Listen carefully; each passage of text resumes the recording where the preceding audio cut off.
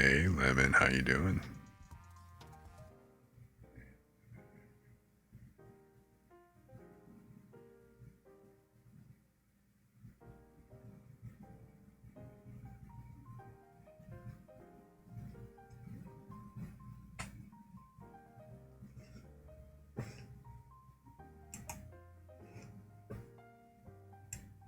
Turn this up a little bit more. Not bad, not bad. It's an interesting evening. So far, so good.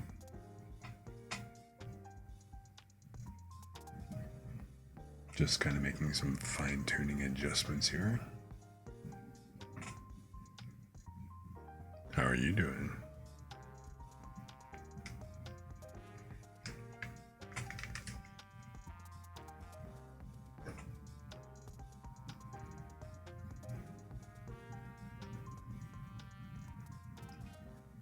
Ah, so you're just chilling at work, huh? Gotcha. Doing some writing. Oh, really?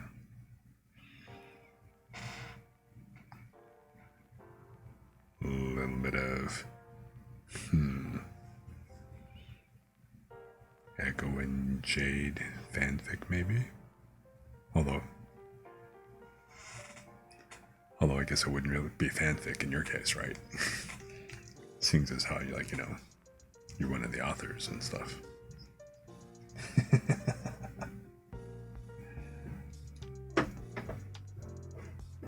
No? Okay, cool. Working on something else? Gotcha, gotcha.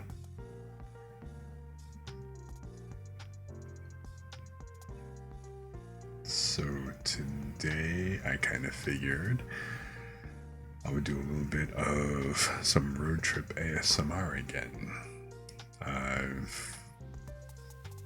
Ooh. You're writing a snippet of backstory for one of your newly introduced characters. Oh, that should be interesting. I'm looking forward to checking it out. So today I decided, since I put the game on a little bit of regular rotation at the moment, I figured I'd go ahead and do a little bit more truck driving and do some road trip ASMR, kind of rank up some points so we can start touring across the US, or at least the western part of it. So actually, give me a quick second here. I'm gonna go ahead and put this tweet out real quick, and then I'm gonna go ahead and go into the game and everything. So, for anybody else who's just kind of dropping in and lurking off in the background and everything, hello, welcome, welcome. My name's Chris Edu, and I do a lot of chill streams. We just kind of hang out and vibe. I play comfy stuff. We occasionally do some things, some kind of non-conventional ASMR, like story time, bedtime stories, a little bit of reading, things like that. And then also, today, for example, I'm doing a little bit of road trip ASMR. We're going to be doing some distance driving while I play American Truck Simulator. So, a little bit of road noises for the background, as well as, if you guys like checking out some of the scenery and stuff. So let me put out this tweet, and then I'll go ahead and switch over to the game here real quick. Or actually, you know what? I can just go ahead and I can switch over the soundtrack to that now. Let me just flip on. Oh wait, no, I can't yet. Not until I finish this. So give me one quick sec.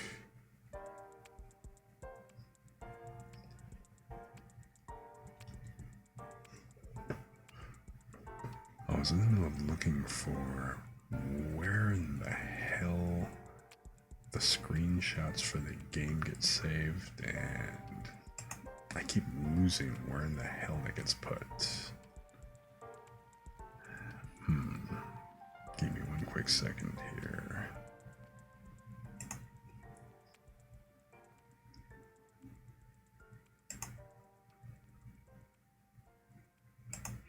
I think this is it. Now it'd be kind of cool if I still haven't actually. I said that I was going to go ahead and get the radio stations kind of straightened out, but I haven't gotten a chance to do that yet. Let me see what's. Of course, these are all huge.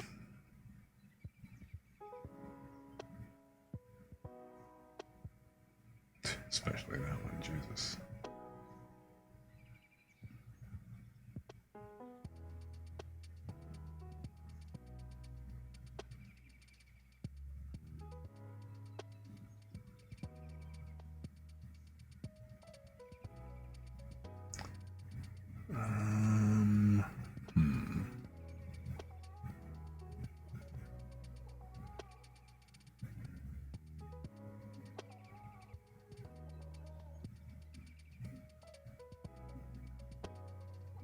Okay, I guess this one will do.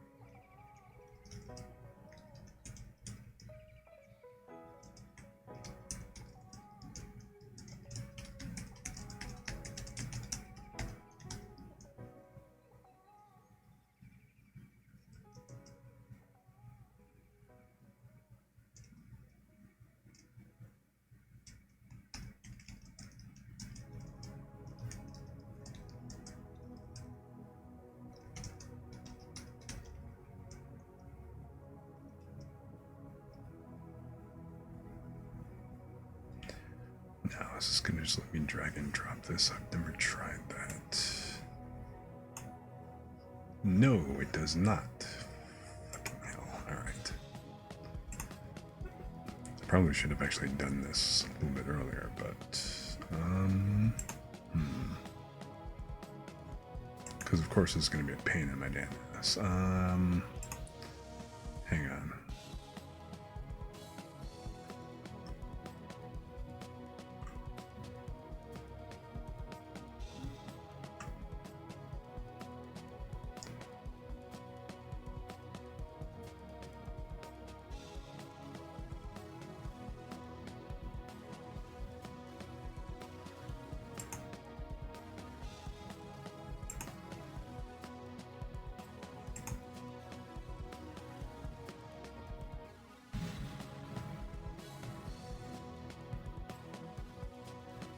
Oh, great. Of course not. Fine.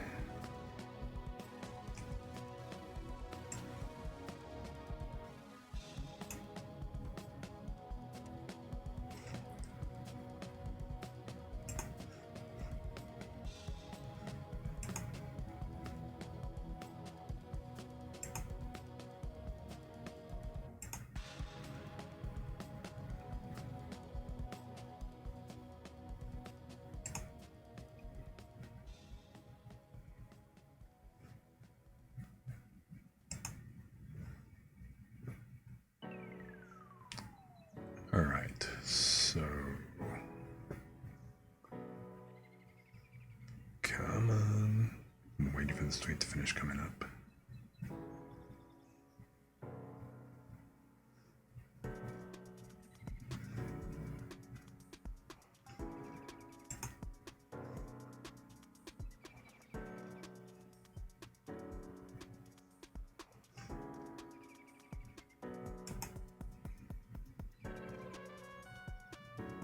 Yeah, everything is dragging now that I've got everything loaded up.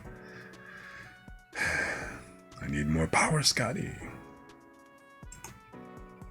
My computer just really doesn't like having a bunch of browser stuff open at the same time as I've got OBS and the game running.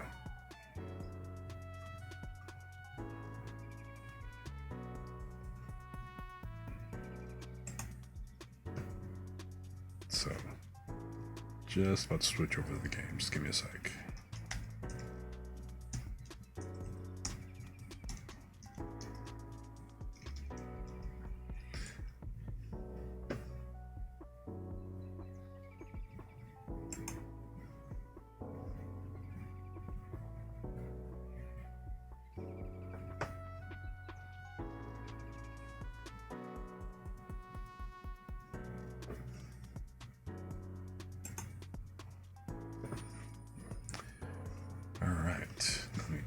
is this crap?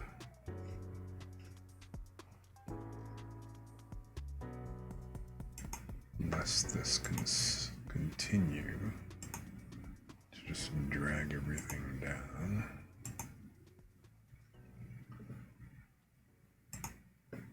Okay. All right.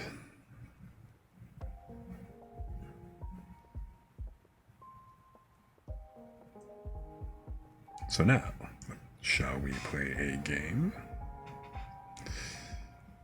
Let me go ahead and pause this and let's switch on over.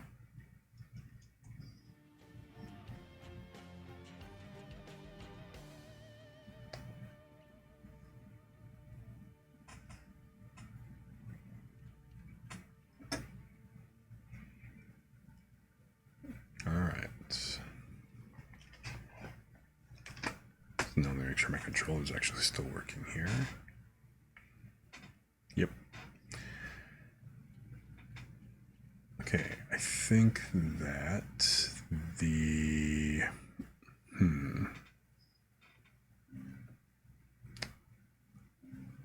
even though it doesn't look the best, I think stream-wise, it probably works best if I've actually got this running full screen. Maybe I can at least kick this up to. Let me move this out the way. I think I can kick this up to at least maybe high if it's at 1920 by 1080.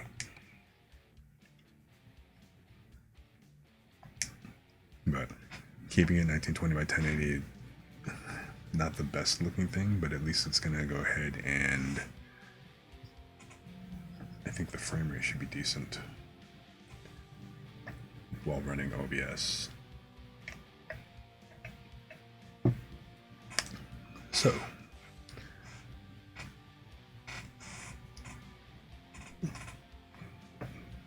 actually, let me double check. How's the game volume and everything?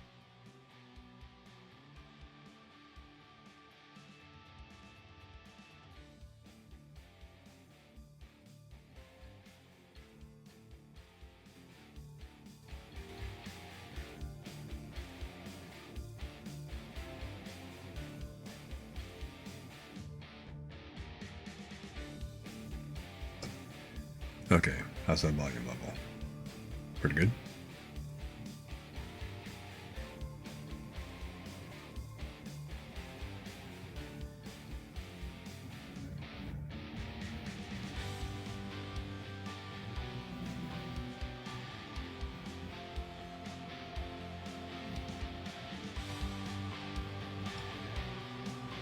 Okay, so hopefully the music's not drowning me out.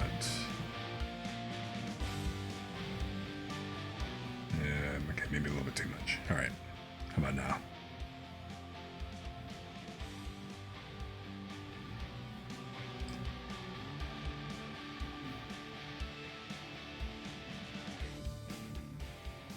Okay, so this is good?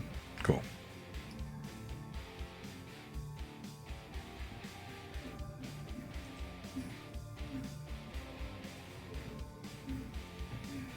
Alrighty.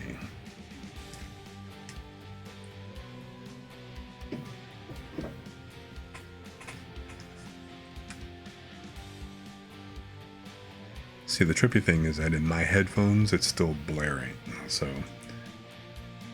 audio controls are a little screwy this way, but anyway. So I'm going to kick this into full screen mode so that I can actually see where I'm driving and shit.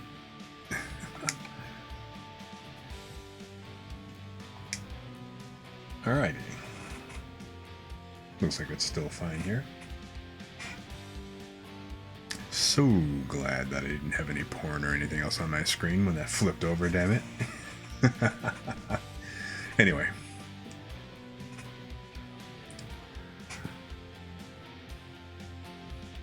Yeah, that would have sucked, right? So it's been like a week or two since I've played this last. I was actually trying to get my level up so that I could pick up a truck. I actually don't remember hell, I don't remember where I am now, but I'm gonna go ahead and continue, and let's just load it up and see. The thing that I really like about this game most is the road trip aspect. I stopped driving long distance a while ago because I used to have to actually drive, and I would work out of state, right? So I would actually wind up like having to, pretty much just once a week, I would go out, drive out to the work site, and then they'd put me up in a hotel or something like that, and I'd stay there the entire week, and then just simply drive home on the weekends. And it was a pretty decent drive. Some pretty nice scenery and stuff like that. So it was kind of cool to catch.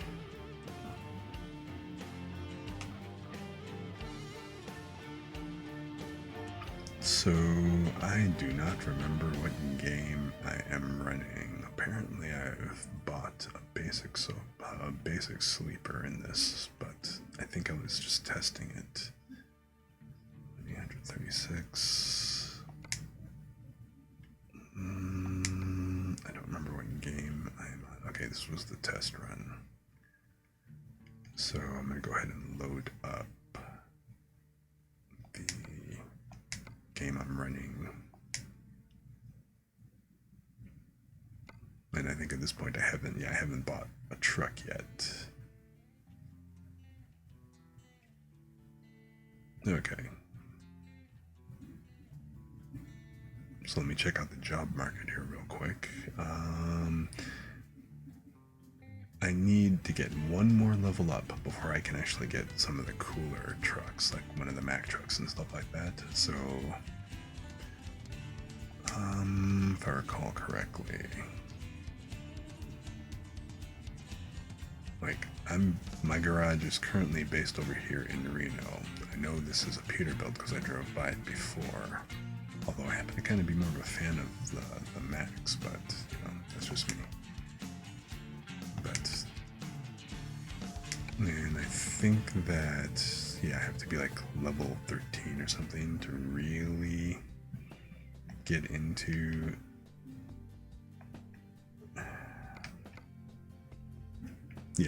before I can even pick up like a Peterbilt, like a one with like a sleeper in it. I have to be like level 13, at least for the Peterbilt.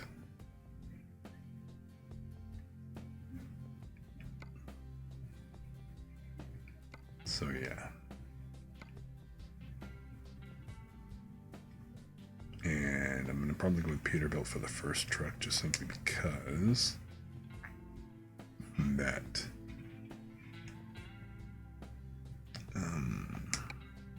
like I said, that Peterbilt is right by my current garage, so it makes better sense for me to just go ahead and pick that up. But I can't do the free drive yet till I buy my own truck. Now, I could just buy a truck and then go buy another garage, but I don't really have that money yet. So I'm going to do one more quick job where I just go as a driver and use their equipment and stuff. So this is going pretty decent ways. So this is another like long haul kind of deal.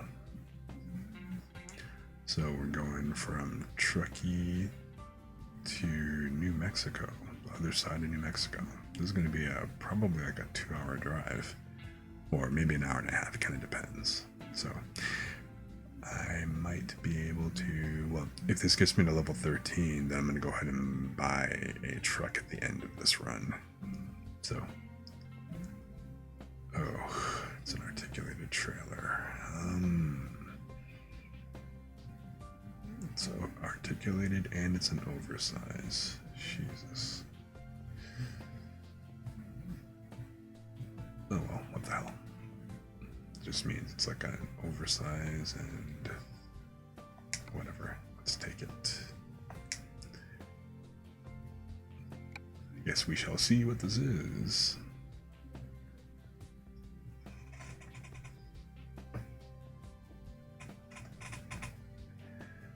I guess the world of trucks must be like the online thing. I don't know. I haven't played a whole lot of online type games with other people lately. Actually, come to think of it, what was the last MMORPG that I actually played?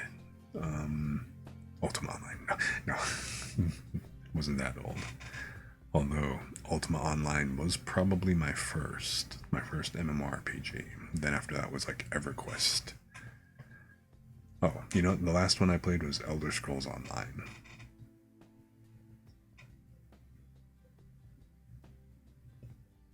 Okay, so any moment now, this should fill in the rest of the way. What the hell?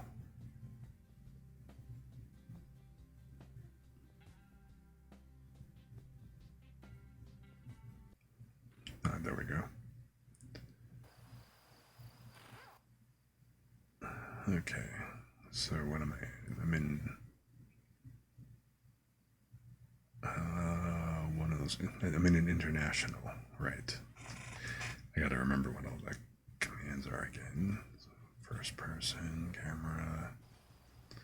It's okay, so I'm in an extended trailer. It's articulated.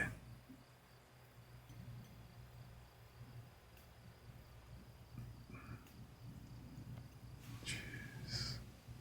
Long ass motherfucker. Okay. Front door is over there, and of course I gotta make a right when I go out of here, so it's gonna be pretty wild.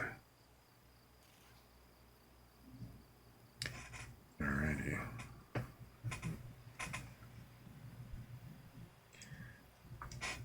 And what's the route?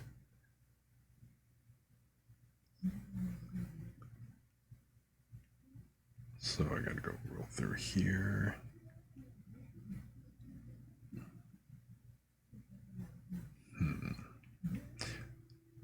What is? No, I don't want to take I don't want to take that extended trailer through here. That's the problem.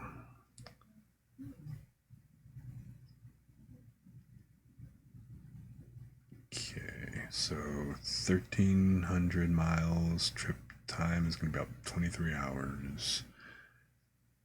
So I am due. Oops, wrong button. I am due on Thursday, 7-8, between 7 and 2. Okay. At least this time I got a full tank of gas.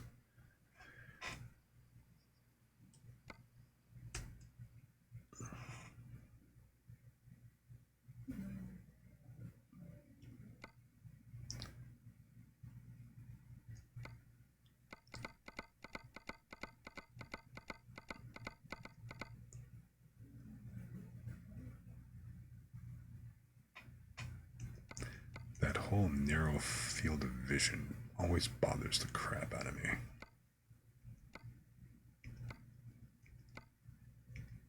Okay.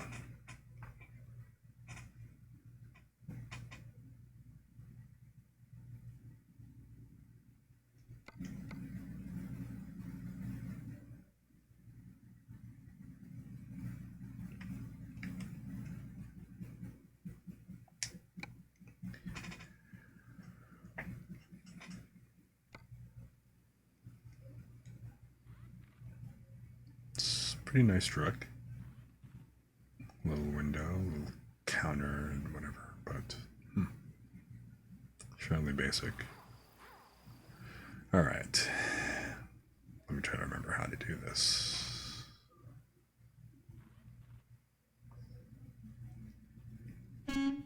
Nope. Horn.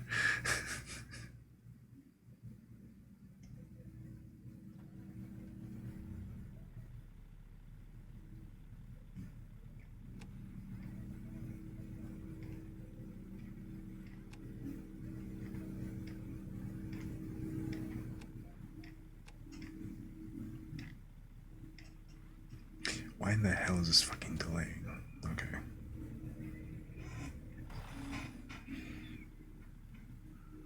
I mean, see, the frame rate seems pretty decent, at least from looking at the monitor cam, or the monitor computer, but hopefully it doesn't suck too badly.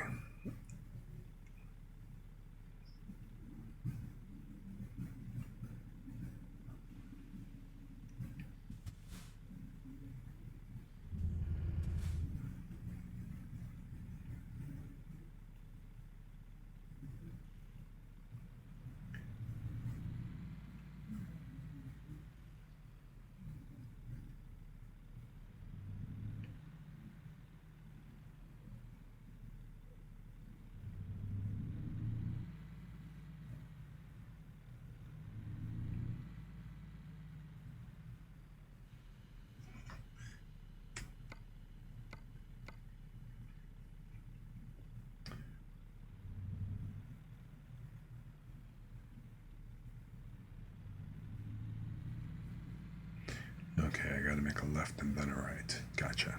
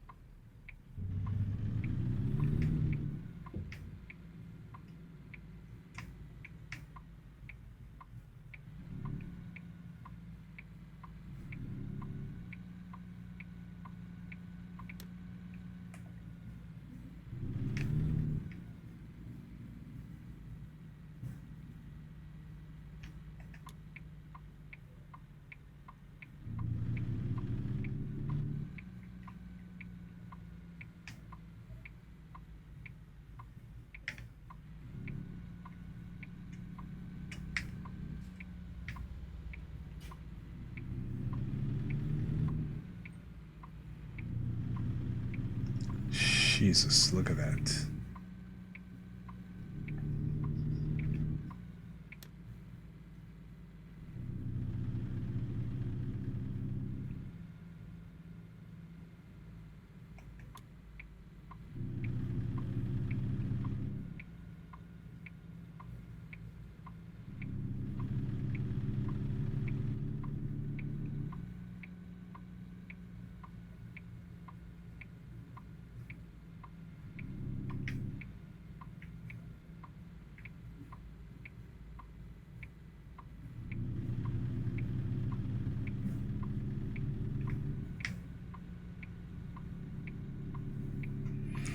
This is honestly why I'm not a fan of these oversized trucks.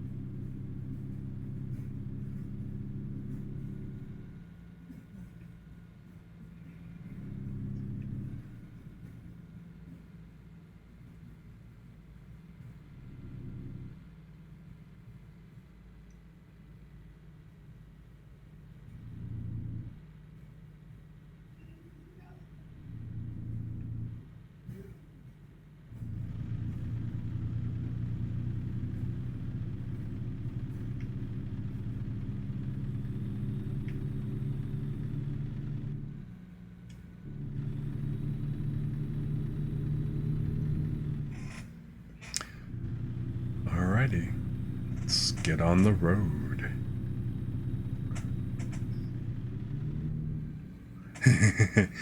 You who works at transport trailers on the rig, not a fan of them either? Yeah, I don't blame you. I mean, I don't mind the standard trailers, right? They're okay, but like I said, these oversized loads and then the ones that are like like that one that just passed me on the left over there going the other direction, where you got like two long trailers or whatever. I mean, I think that's kind of pushing it. This basically just has like one long extended body, but it's got two articulated sections on it to distribute the weight and distribute the load. But even still, it's when you get to something, especially where they got like three trailers behind them, you know, I kind of echo the sentiment of not other professionals, but some of the professionals I've heard, like looking at those, like something that long needs to be on rails. And not being dragged along on the roadside and stuff. Although, you know, I mean, I understand it because, hey, you got to go where if you got to go where the rails aren't, there's not much you can do other than sticking. Okay, wow. See, now it looks like all of a sudden the frame rate caught up. I hate it when it does that. It's like it suddenly screws up the. I don't know. I think it's like either Steam or something else. But it's my computer essentially. Something happens and then it gets all laggy for a while, but then all of a sudden when it catches up, the clock speed then it like runs really really fast, and then everything gets overly sensitive, and then I wind up having to overcompensate like that. Although now it does look like at least like the game is running the way it's supposed to be, or the way it normally would if I didn't have OBS running. So I think it looks actually, yeah, glancing over it, it's running a lot better looking at you, looking at the other computer as well, so.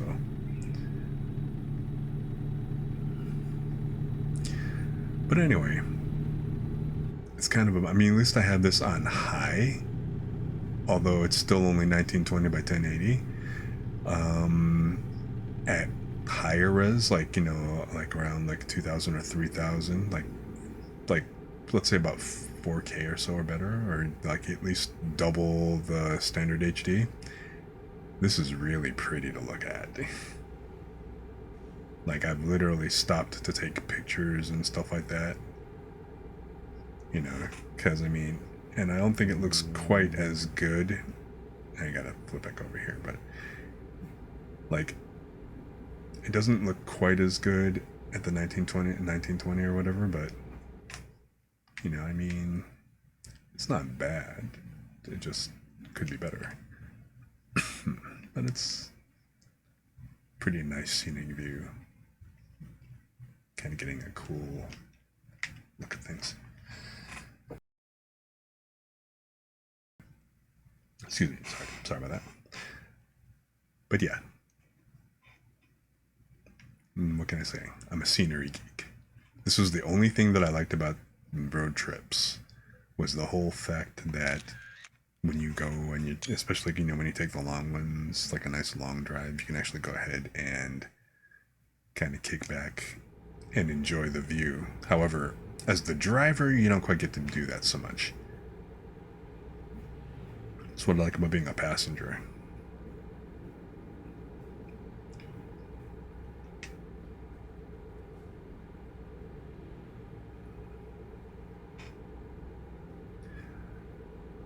The reason why I actually stopped kind of doing besides the fact that I no longer worked where I had to go do those long hauls every week, but, even driving down to my parents' place down south, my grandparents and stuff, like where the family digs are and everything, that was like a good 8-hour drive or so, and I just get tired doing long drives now.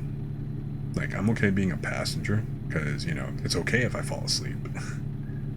But, you can't really do that so much when you're actually behind the wheel. Trust me, I know this from experience. It doesn't end well. I'll leave it at that.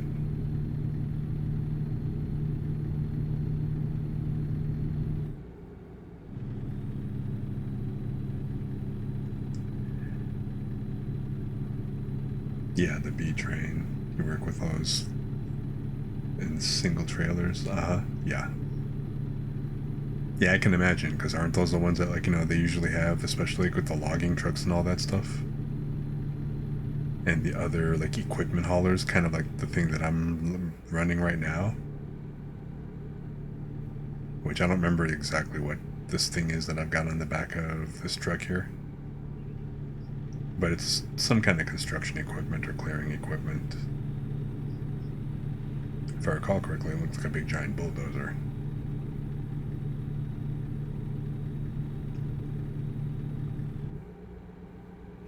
Oh, speaking of which, I need to zoom that out real quick so I can see. Alright.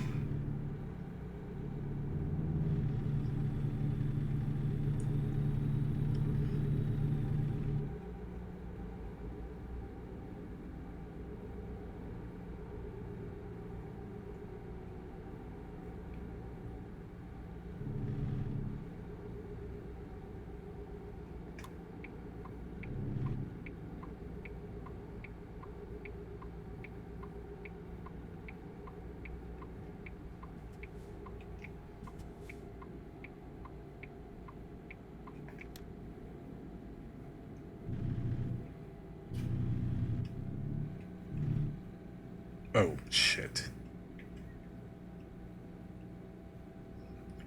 Fucking wrong turn. Whoops.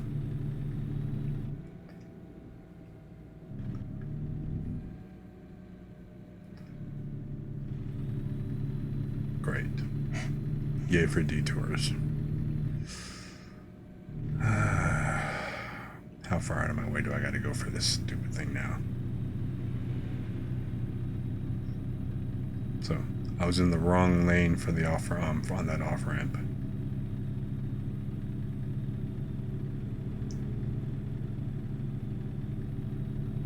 So, how far do I gotta go? Holy crap, that is a way out of the way. Okay, well. It's my own stupid fault for that one. But I'm not going to be able to turn around, apparently, for a while. Craptastic. Okay.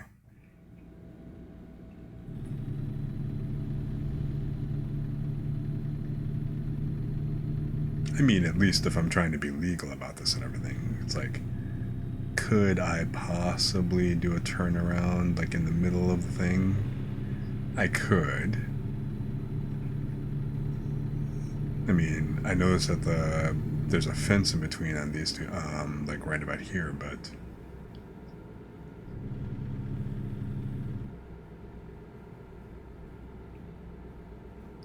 I mean, there's got to be those sections somewhere, right?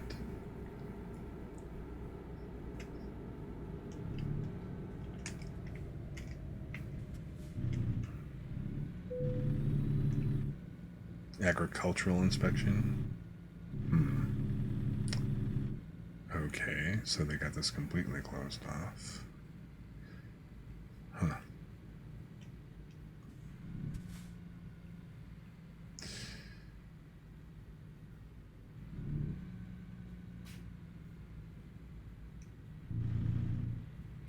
I swear, officer, I have no nuts with me.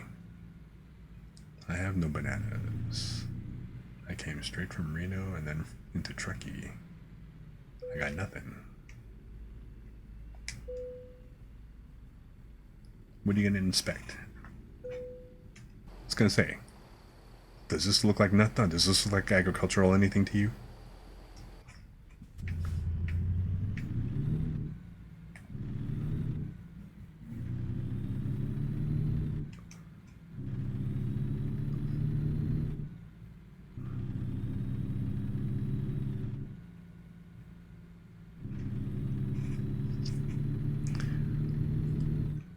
Sure would be nice if they'd let me turn, but I'm gonna have to probably do this the legal-ish way.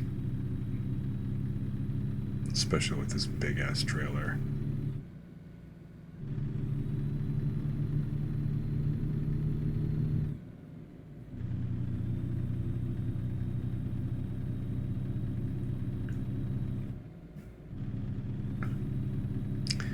And then again, if this is a 2-lane, maybe I don't have to go so far. All I need is enough space to turn around.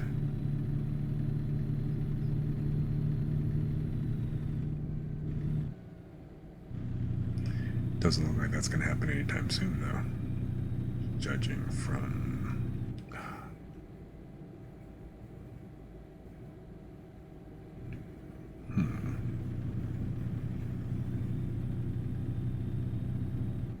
Actually, so if I come into here, can I turn around if I go into this rest area?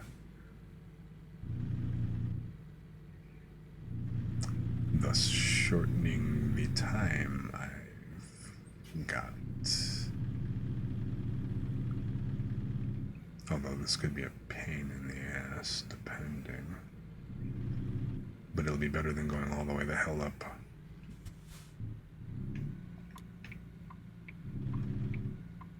And going like an extra couple of hours out of my way.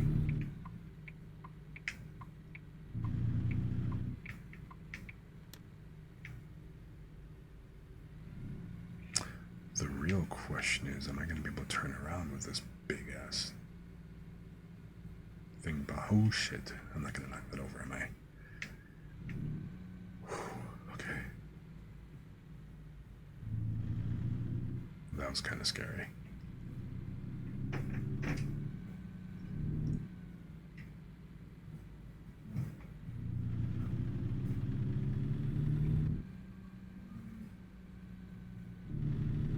Keep lane cleared. I am not stopping. Little too early to sleep. There is no time to rest.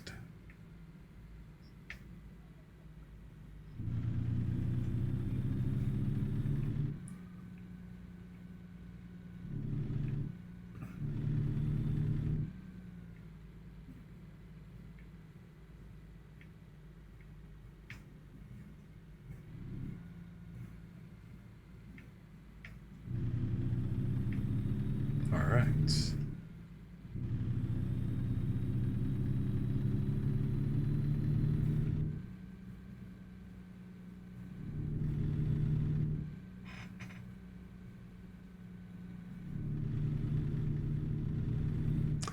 Okay, cool. So I didn't have to go all the way the hell out of my way this time.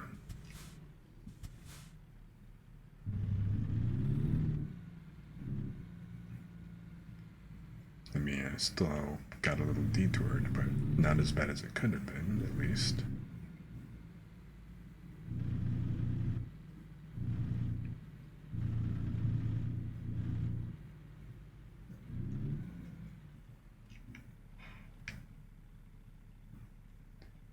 Looks clear.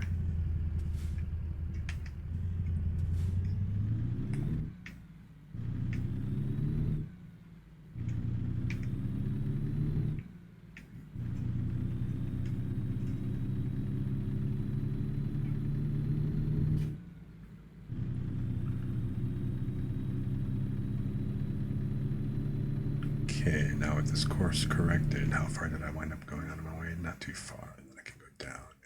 All right, cool. So, what is this? Oh, the agricultural stop. Gotcha. Okay. That wasn't bad.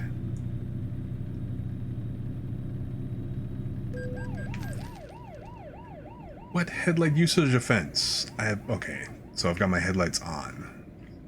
Is that not allowed? Oh, no, you know what? I get it. They weren't on.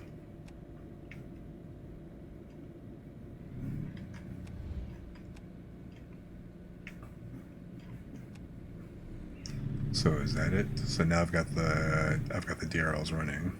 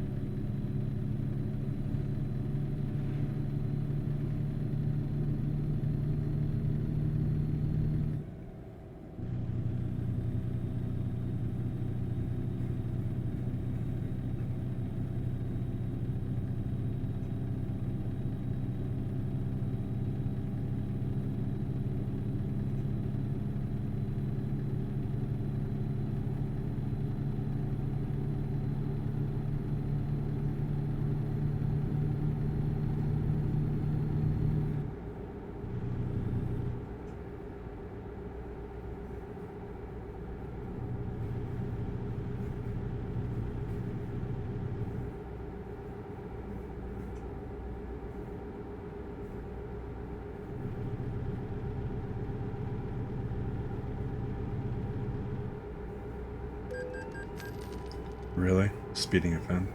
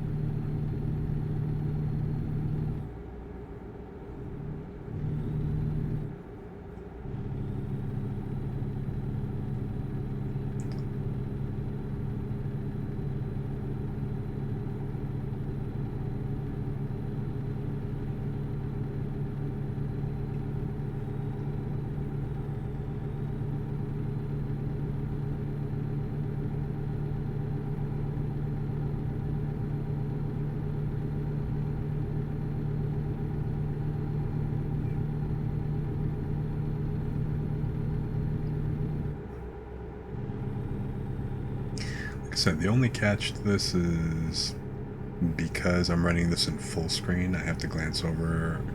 I've got the stream manager view running on a completely different computer off to the side, which means I have to keep looking over to the side to spot check, just to kind of see how the game is running. And then also I've got chat running over on that window, so I can see chat over there, as opposed to how I usually have Chatterino running on, like, on this computer. But obviously the view is blocked, so it's not like I can check Chatterino for chat and all that stuff. It's kind of weird. It feels a little bit like kind of glancing over at well, like literally taking your eyes off the road, looking at, like, your texting and stuff. So, texting while driving, no!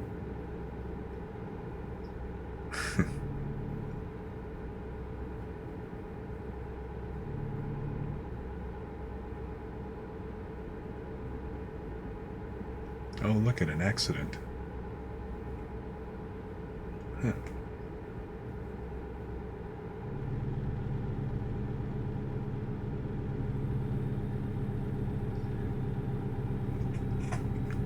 I really want to get a wheel and pedal set,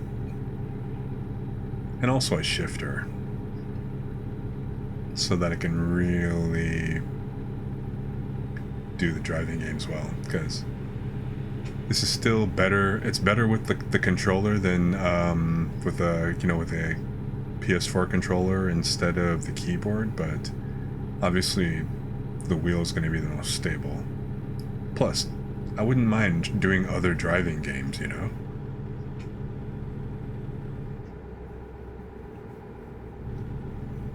I do enjoy those. I just don't, because driving with a controller sucks.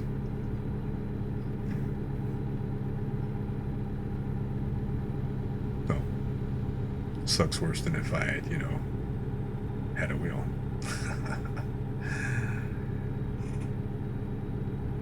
So, eventually, I'll have one.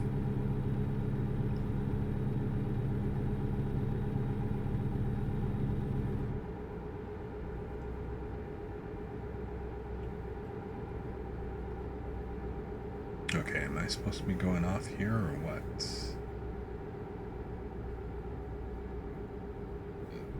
Looks like...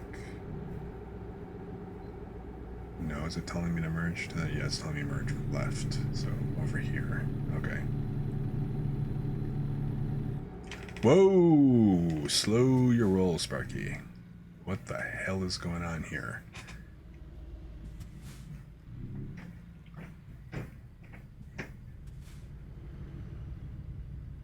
Alright. The crap is going on? Hey, look! Let's send the drone out. Oh, shit. So it's a detour.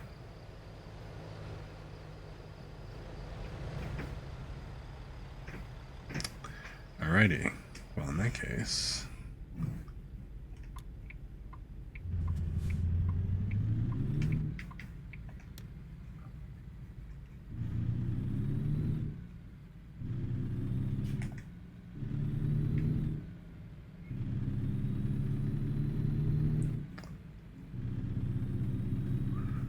they got traffic all blocked off and shit.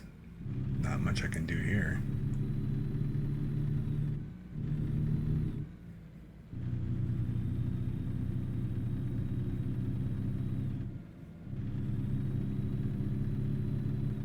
So now what?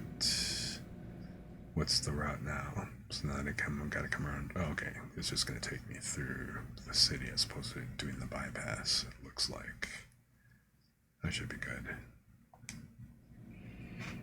How am I on fuel? Fuel-wise, I'm okay.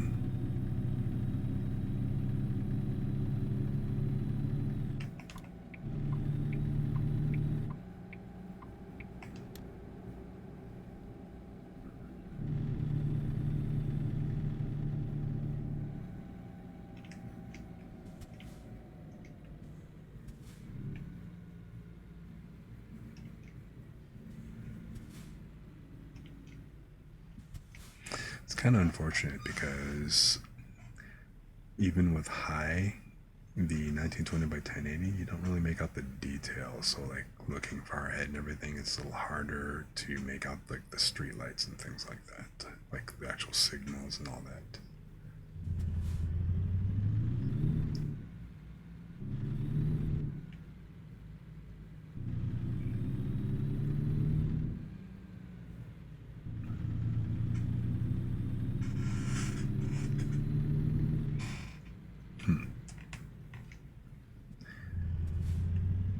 I'm also kind of glad that this doesn't exactly have. These are really good brakes, considering the fact that how heavy. Oops, nope. How heavy is my load? Carrying a. I got a 90. I'm dragging 90,000 pounds with me. That's like 80 tons.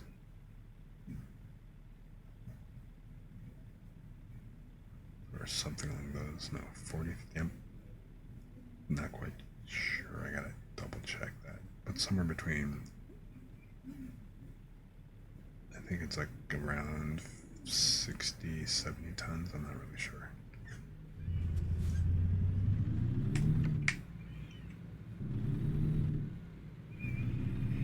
But yeah, something this big is not going to accelerate this quickly or stop, or especially stop this quickly.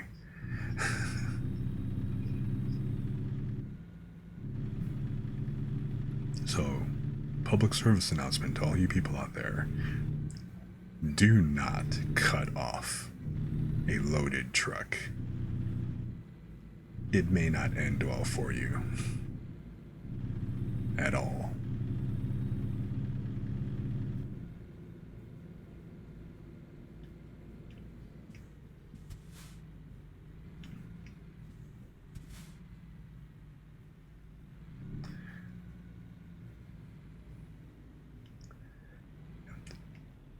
Even though I'm treating this mostly as a sim, there are still some things that I don't have turned on. Like, for example, the gear shifting. Since I'm on the controller or whatever, it's like on the simple automatic. I tried switching it to like the other automatic transmission thing. It did not work very well. I'm trying to shift up and down. Also, the air brake system. So, as it happens, the air brakes have to go ahead and charge because they're basically they run off of compressed air and everything. However, while they are charging, you cannot be moving, which means that I get to sit. Like the one time I had that turned on, like a couple of games ago, I basically sat for a lot of time waiting for the air brakes to recharge, and all the while it kept beeping and beeping and beeping, and oh my god, it would not stop. It drove me nuts.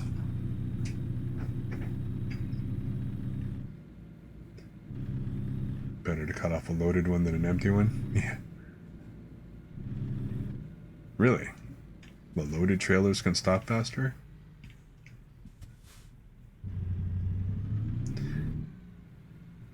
I mean, if it's going at speed, okay.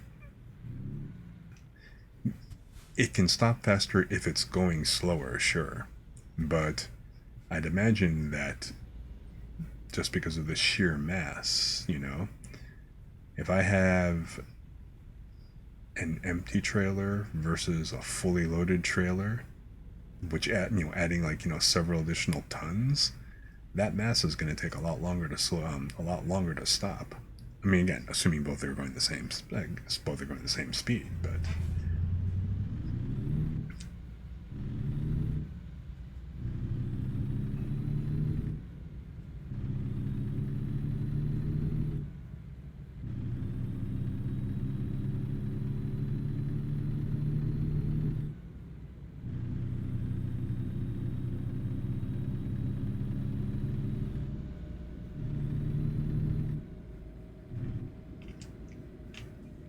Either way, though.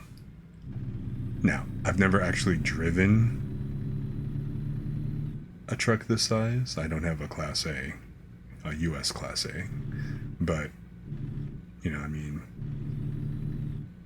only thing the heaviest thing I've driven was a 26-foot truck that was fully loaded with a three bedroom apartment. It's worth the stuff in it. But yeah.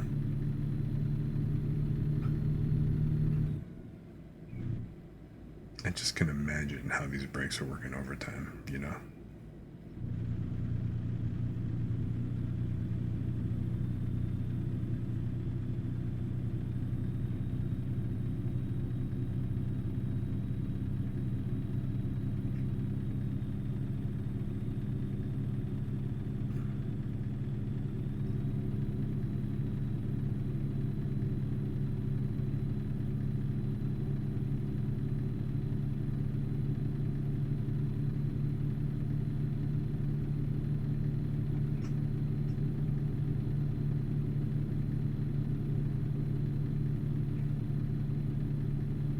Oh, hey Lumi. Congratulations on grabbing first. As you can see, we're on a road trip, and it's middle of the night and pitch black. Because, you know, streetlights just aren't a thing on these routes once you get out of the city limits.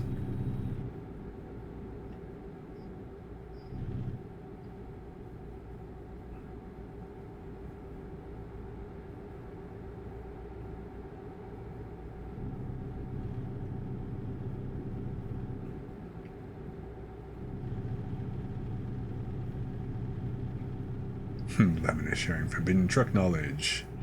Yes, she's sharing all of the forbidden fruit with me. Dropping in the deets and the facts.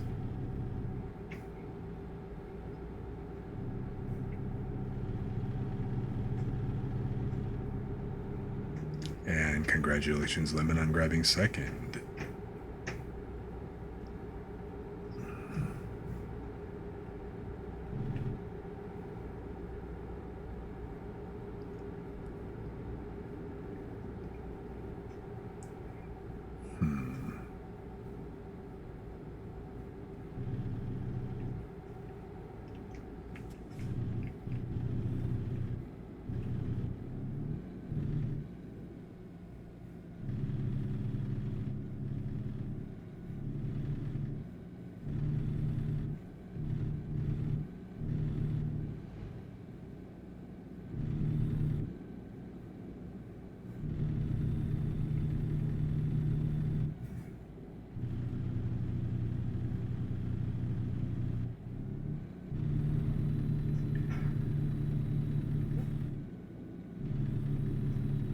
Posture check, okay.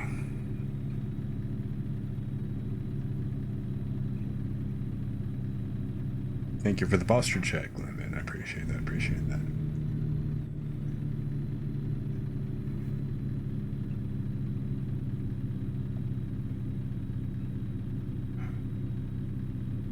The weight helps it slow down because it takes more force to keep it accelerating. Okay, cool.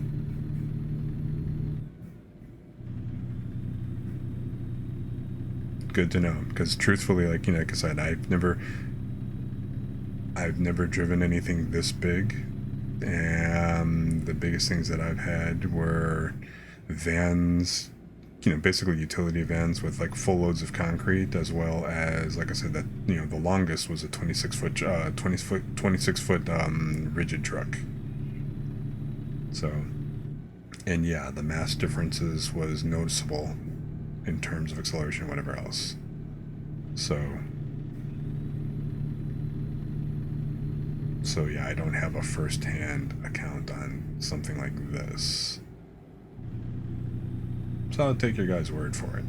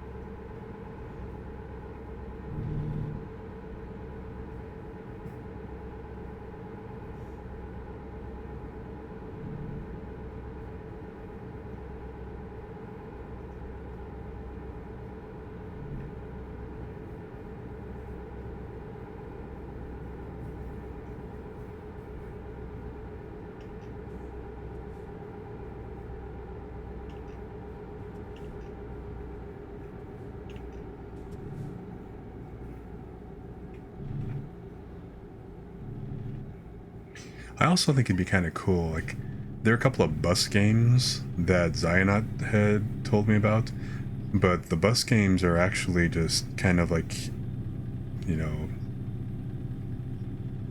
inner city transit, as opposed to something like a Greyhound or a Megabus or whatever, where you, like, you know, go like intra-city and go like cross-country and stuff like that. Which I thought was kind of a bummer, but because like those two buses I kind of tooled past, I thought it'd be kind of cool to, you know, hit up one of those. Okay, come on. Shit.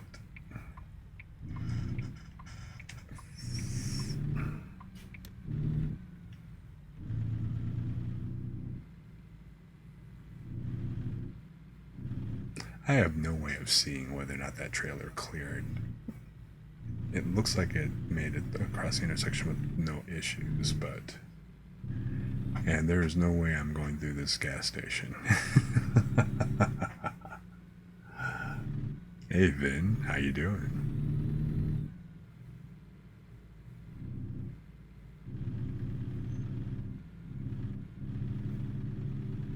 I mean, I got a whole mattress in the back and stuff, so I am in a sleeper. And congratulations on taking third, Vin. No, unfortunately I don't have a steering wheel. I've only got like a PS4 controller, which is why, like, you know, it's not that I'm a bad driver. I'm a bad driver using a controller.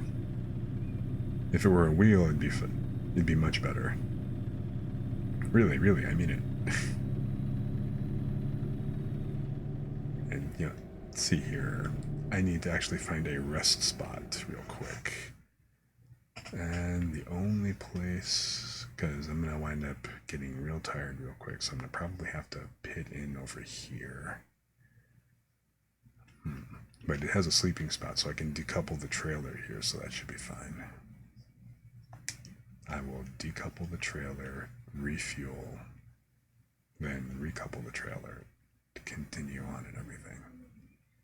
And while I am paused, I am going to go ahead and redeem that posture check, redeem the hydrate. Thanks for the hydrate, Vin. Much appreciated.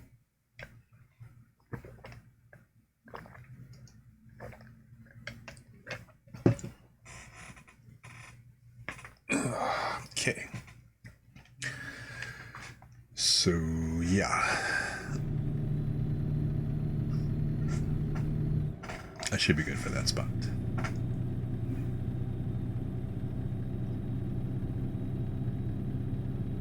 Imagine pausing the car, I know, right?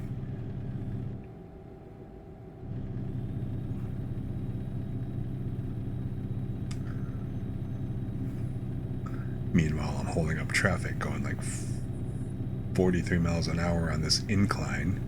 It's the only thing that sucks about the automatic transmission, the simple automatic transmission. The acceleration just sucks because there's zero control, and the AI apparently is not very good at managing uphill treks.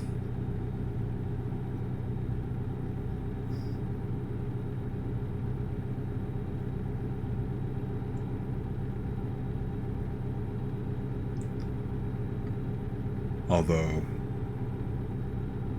quick look, so apparently I have an 18-speed transmission, so, hey. You just had your first serious driving lesson yesterday? Really? You don't have a license, or...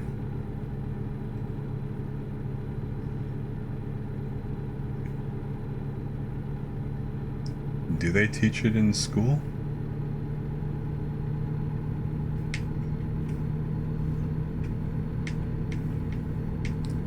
I have very much got to be careful about that. The whole, like I said, I have to completely turn to go look at the chat.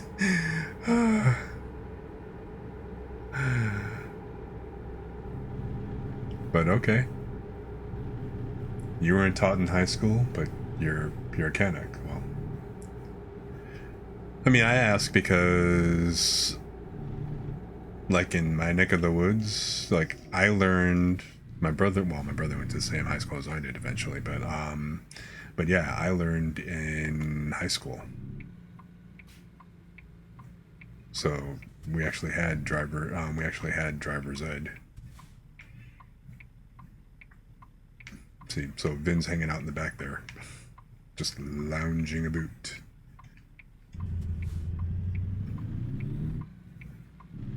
in the darkness.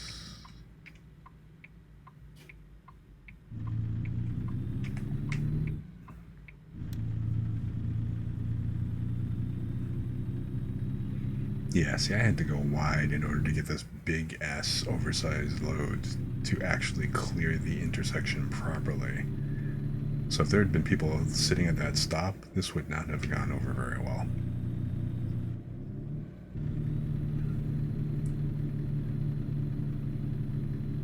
Oh, most of the funding got cut, so it's privatized now? I see, I see. See, look at this. I am pedal to the metal, and this has got me all the way up in 10th gear. I should not be in 10th gear right now.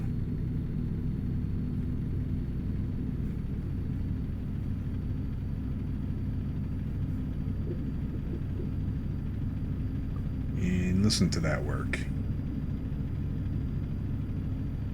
No, I have the game set to simple. I've got the game set to simple automatic, which sucks. But I tried to configure the PS4 controller for doing like a simple, manual, and it did not work very well. So I'm just gonna have to settle for the simple auto until I wind up actually getting a steering wheel and an actual gear shifter, and then I'll actually wind up getting that cool knob. Oops. Okay, so this is where I'm gonna hit the rest stop and refuel.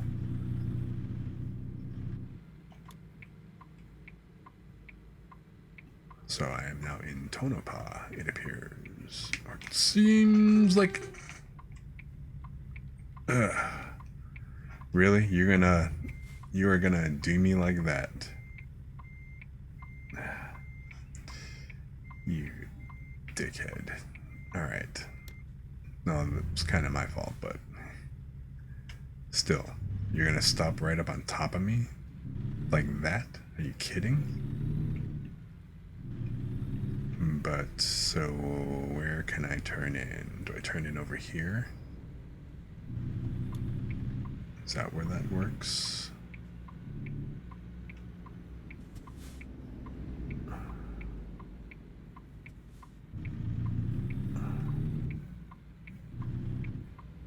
I mean, this kind of looks like...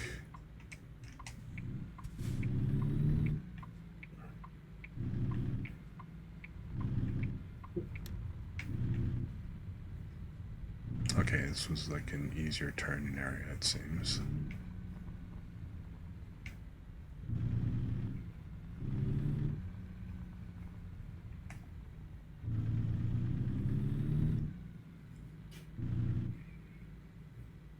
So, first things first, there are no other trucks here.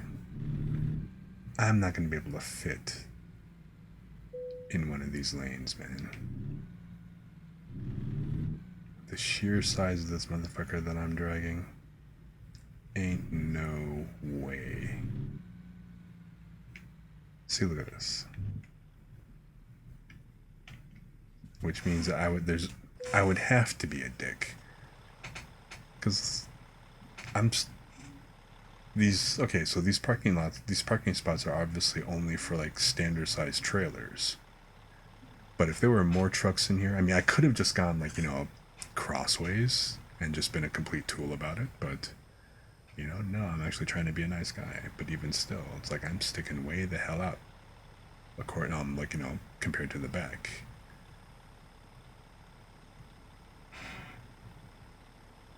Public transit isn't great where you live, but it's available from more than some other place. It's available. That's good. Better than it's better than none at all. Like especially some cities where the transit really sucks. I mean, Chicago's not bad. LA's not bad. I'm okay. New York's not bad. There are places that say, okay, I think the goofiest transit system I've ever been on was probably San Fran.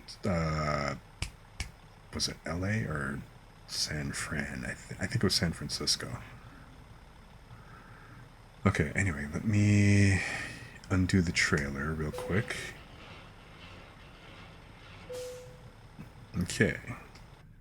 Now, before I park and get rest, I'm going to go ahead and refuel real quick.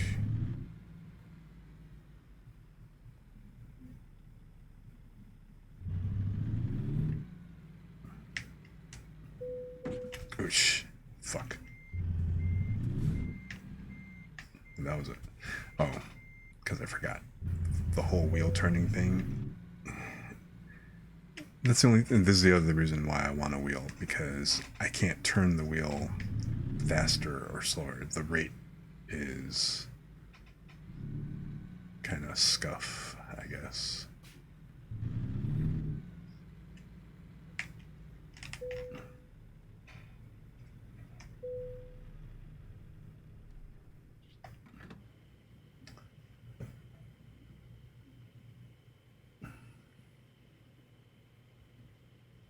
TLDR on the driver license, most of the people in my life have had lemons or cars in questionable condition, so you didn't really get the opportunity to practice. I would kind of posit that those are the cars that you would want to practice in, not the brand new Lexus or BMW.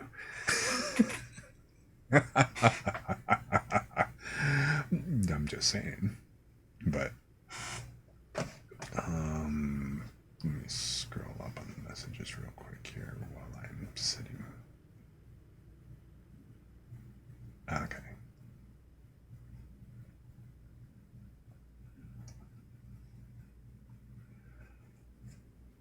Going on wrong with the car while driving. Okay, I mean, if it's gonna be that kind of, if it's that kind of hoopty, then I get it. You know, not trying to, like, freak out the passenger.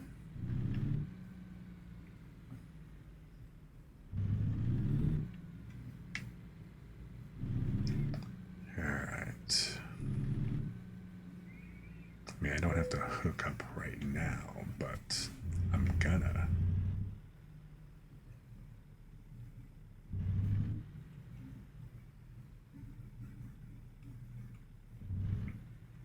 Because, you don't want to, like, drive off and forget the load. That would suck. Okay.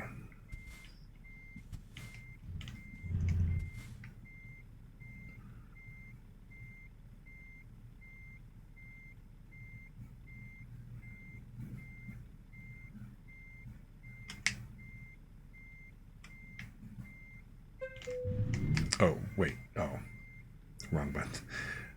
Sorry, that alert freaked me out for a sec. People are just paranoid. Let me go ahead and reattach the trailer here.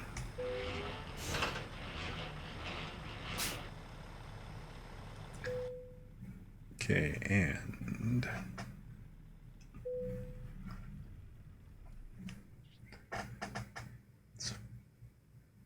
people are just paranoid about their cars. Sometimes the only reason people can make it to their jobs. Yeah, no, it's understandable.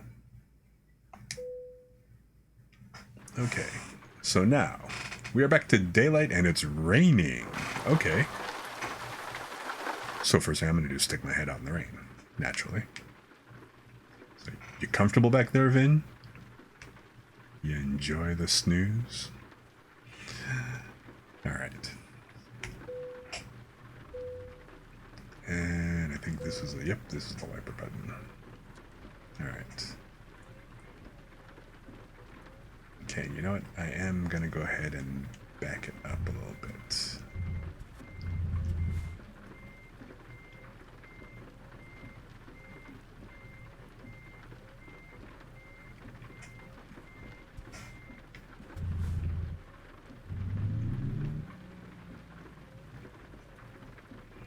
Man, look at that shit. All right.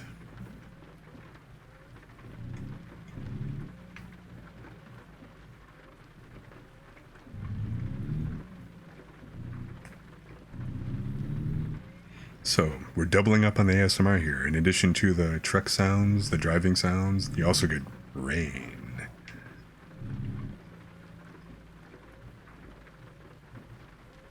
Okay, hold up.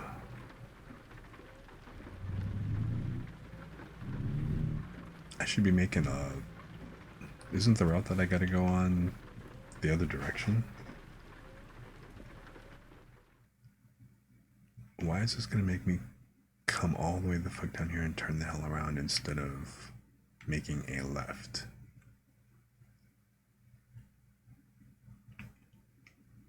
That makes no freaking sense. Maps by MapQuest. Okay. Anyway, we want to go left. This does not say right turn only, so...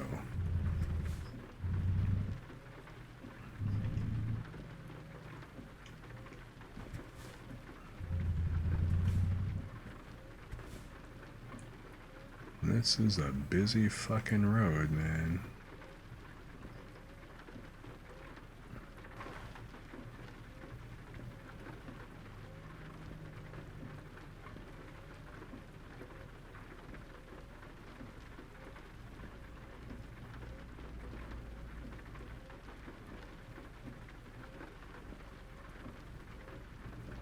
Jesus, you'd think we're on a truck route.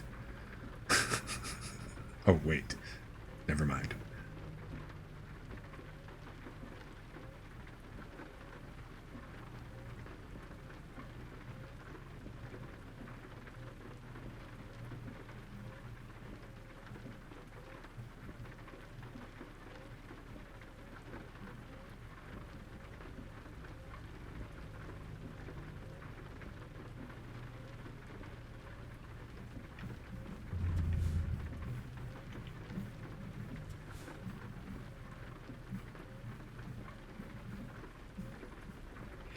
How is it that I spent this entire time with almost no freaking traffic? Now all of a sudden, I want to make a left turn out of a gas station and all you motherfuckers are right here?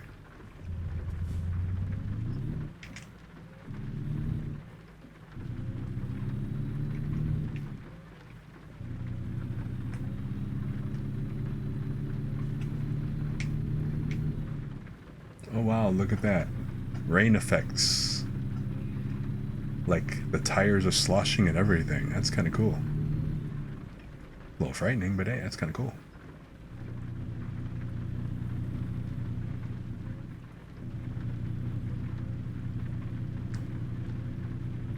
It's raining, it's pouring. Vin's in the back and snoring.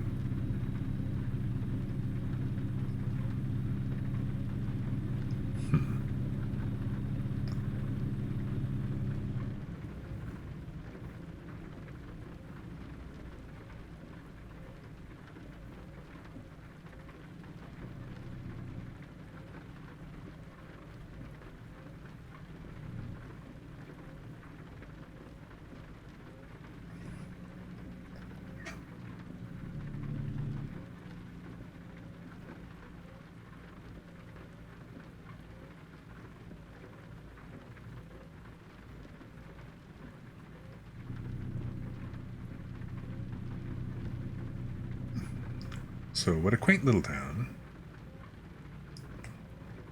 You only pass dozens of these going on like these local routes and stuff as you go through the countryside and everything.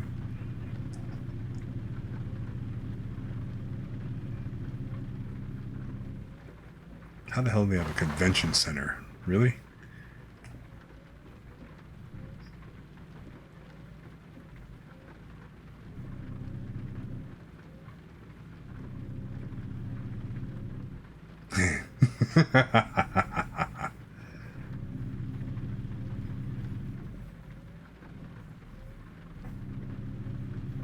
Vin do be snoring, huh? Well, you know, they're all nice and cozy up in the back and stuff, just enjoying the view. I'm sure the rain is lulling them back to sleep too on top of it. Like you do. Like it do.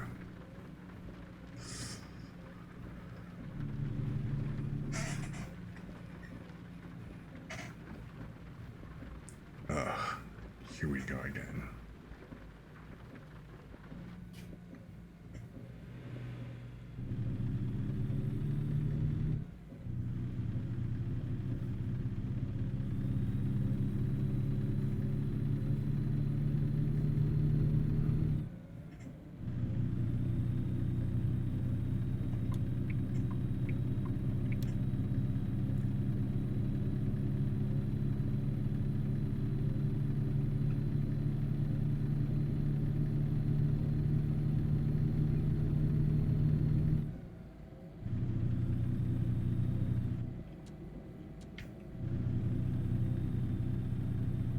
Very localized rain. Although it do be like that.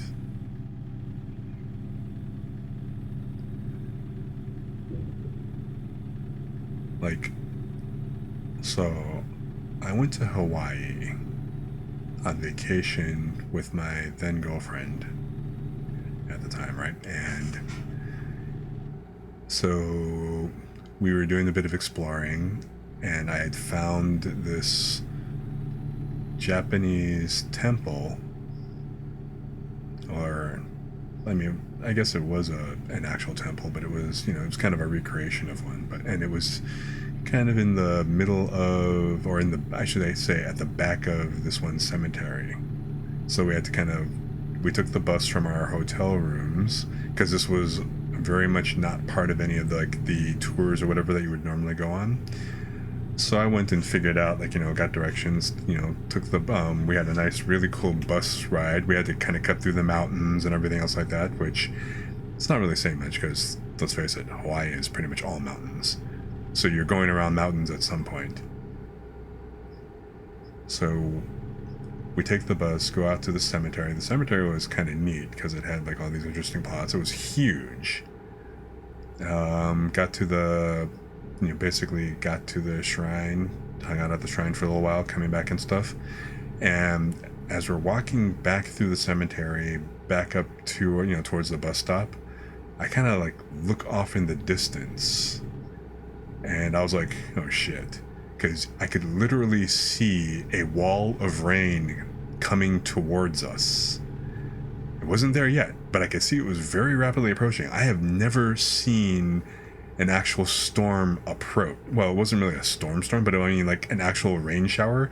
I have never actually seen a shower approach. It's usually just kind of on top of you, even on the road, even on open road, I have never seen anything like that. Whoa, I am going way faster than the speed limit going through this little town, and just in time and to get a ticket. Nope. All right, good. Sorry, officer, I'm in a big, huge truck. Got 90,000 pounds. This thing doesn't slow down that easily. But anyway, so I saw this big... What the hell? Are those tumbleweeds? Those are fucking tumbleweeds. That sure wasn't deer crossing.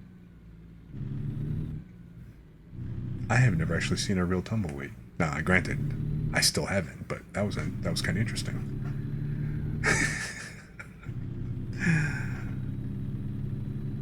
But so yeah, I saw this wall of rain literally coming at us. I mean, you could see it pretty easily against the backdrop, against the mountains and stuff. And so I basically made my girlfriend put on her poncho real quick and stuff. I didn't really have time to do anything. I wanted to make sure at least that she wasn't going to get wet, so I held all her gear and everything else like that and helped her get the poncho on and everything. And of course, just as she got it on, we got drenched. Well, I got drenched. She was perfectly fine because she was wearing her poncho. Hey, look at that.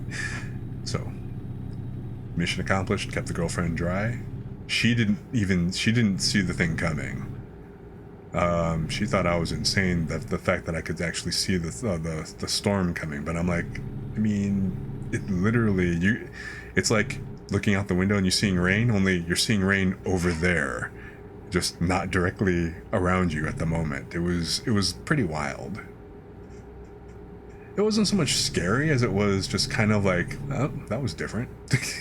I mean, it wasn't like a heavy okay, it was kind of a it was a moderate shower. And it was fairly quick. It only lasted like about like maybe 15-20 minutes. So it was like really like a flash rain that just appeared over the mountain and kind of came this way and blew over us. I'm like, well, damn, that was just a passing wet cloud, wasn't it? It's like, mommy, the clouds peed on me. It was a drive-by, like the birds. Only, you know, not white. So, yeah, it wasn't like really crazy.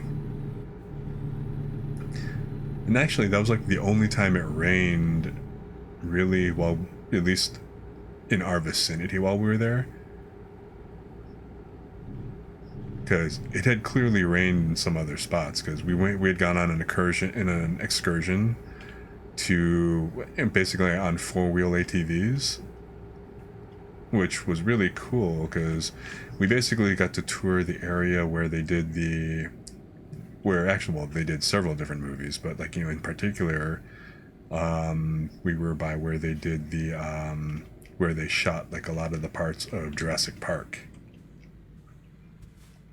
So it was kind of cool because they still had like a spot where it was a tourist attraction at that point. They had like the spot, they had a spot with a giant like dinosaur footprint and shit in it and everything. And I'm like, okay, that's kind of cool. Ray's Hamburgers and an arcade. That's a big ass arcade. Wait, am I turning here? No, not here.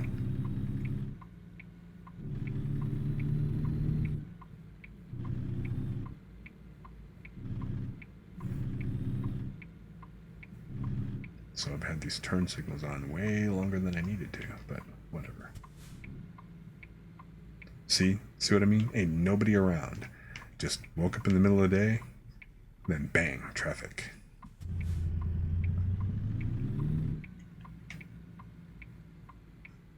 On that one highway where I had to make a left. But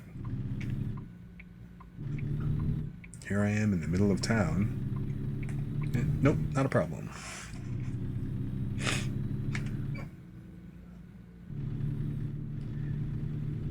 I always think it's kind of interesting to kind of cruise through like little towns like these and stuff as you're going on like a trip or whatever else, just simply because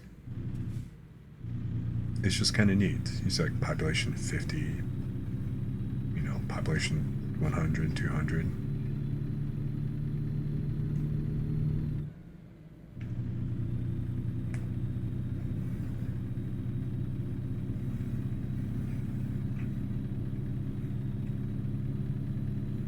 Little pockets of Americana.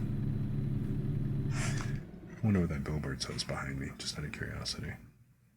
Live here, live here, eat free. Huh.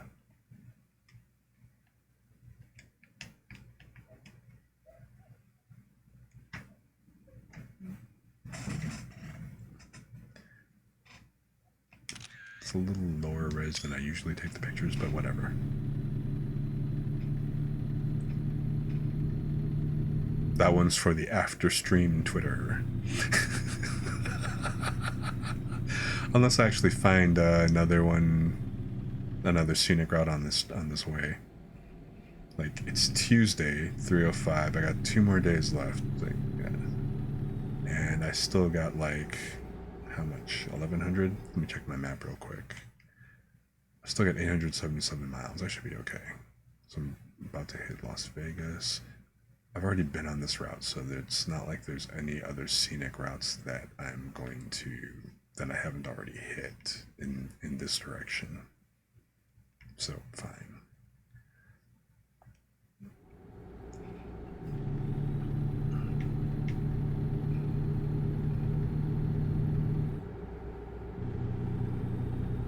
So, did Lemon fall asleep in back next to Vin? Oh wait, no, she's up. She's working, so. And we got road construction.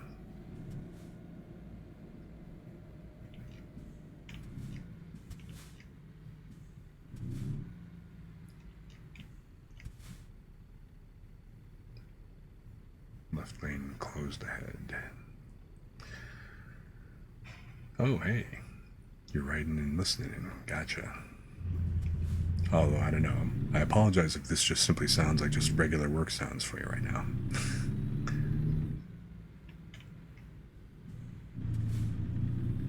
Writing things we can't talk about on stream. Not on this stream. Maybe if I get set up on the other, we can talk about those there. Mwahaha. Won't that be interesting? Then we can read from it, and we can do all that other neat stuff.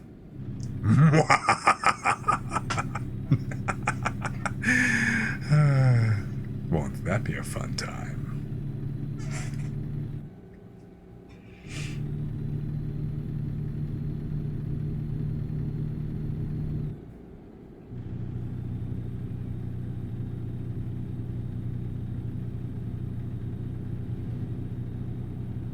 Such a good laugh for villainy. Oh man. If I weren't currently driving and playing this at the moment,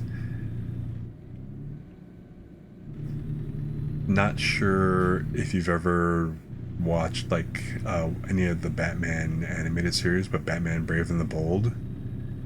There is one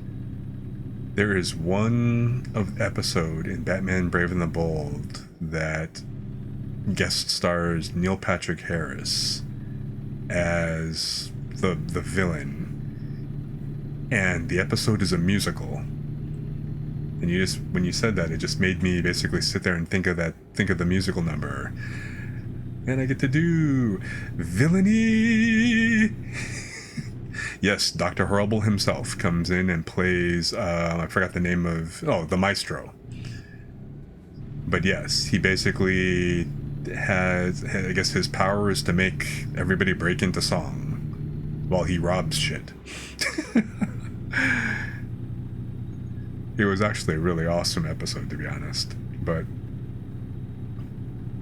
I totally want to, I think maybe after this, remind me after we finish this trip, and maybe I'll flip over and look it up on YouTube and play that real quick. Oh, hey, look, balloons. This is the second time I've actually seen people doing hot air balloons. Or actually, no, you know what? I'm over near the Grand Canyon thing. I'm over near Vegas and stuff, so I'm not near the Grand Canyon. But I think this is the area where they do those. Road work.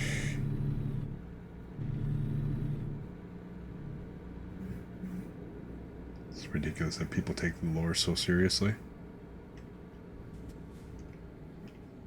Neil Patrick Harris is great.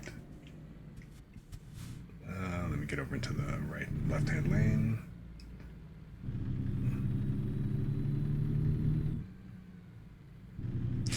Yeah, people get kind of serious about their comic book character heroes and stuff. Batman versus Superman versus Green Lantern, whatever it's like. I actually am a Green Lantern fan myself, to be honest. Batman and Green Lantern. Not necessarily in that order all the time.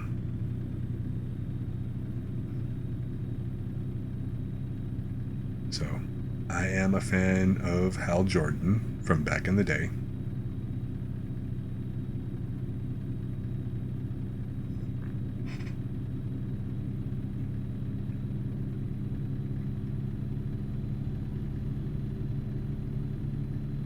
Oh, check out the Mustang.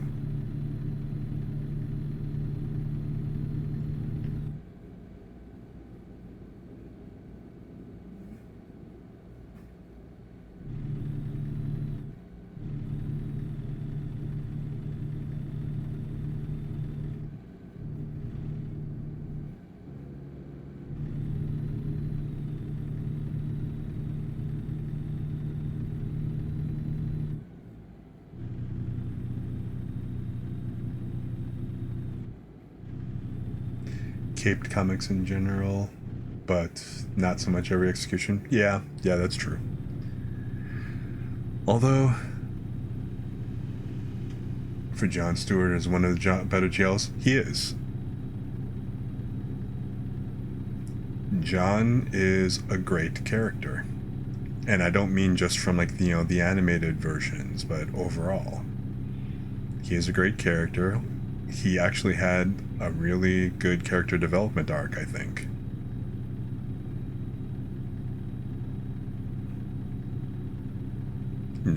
He basically had a whole huge debacle in his career, which I think was like, fantastic, as far as growth goes,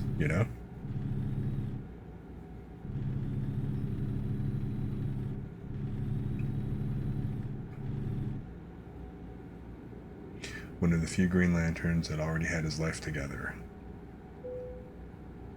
and was able to learn and grow. Yes. Wait. Did I somehow make a wrong turn, or did the map just update? I didn't look. It's not making me... I didn't miss a turn. No, okay, I didn't. I looked off to the side and it looked like it switched over. But yeah, he already had his life together and still was able to learn and grow. Yeah, I mean, he was doing great. He had a moment of error. He had a little bit of a moment of not quite arrogance and stuff, which kind of led to like that massive destruction. But I mean, again, he grew from it, which I thought was fantastic.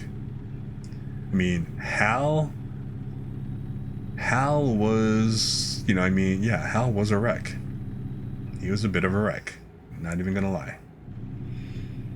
Now, Jeff Johns had that whole Heartland of America road trip thing, which kind of went and took him in a goofy direction and everything, but, and I did enjoy a good part of that storyline, but then at the same time, I'm like, okay, yeah, I can understand why people griped about it.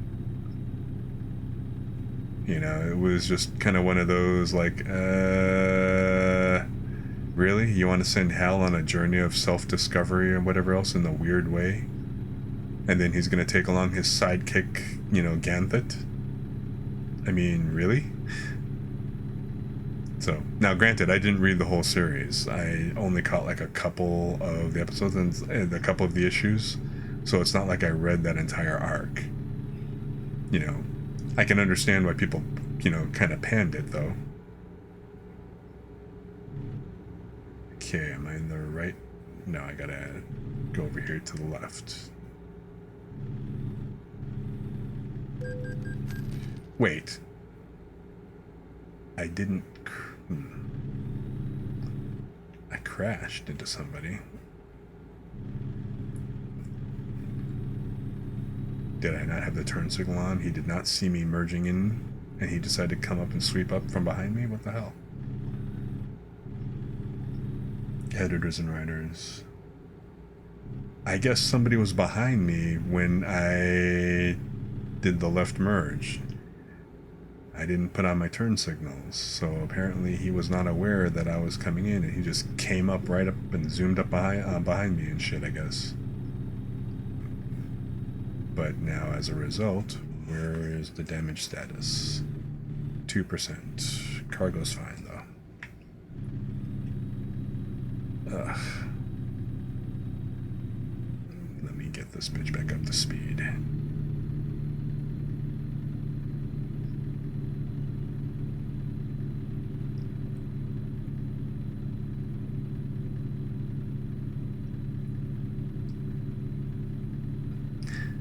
That is apparently one of the complaints of the AI, about the AI of the other vehicles in this game. Apparently they occasionally do weird shit.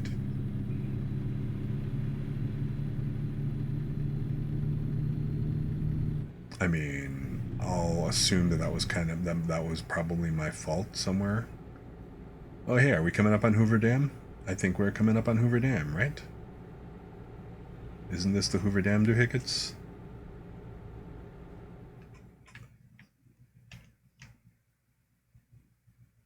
Yes.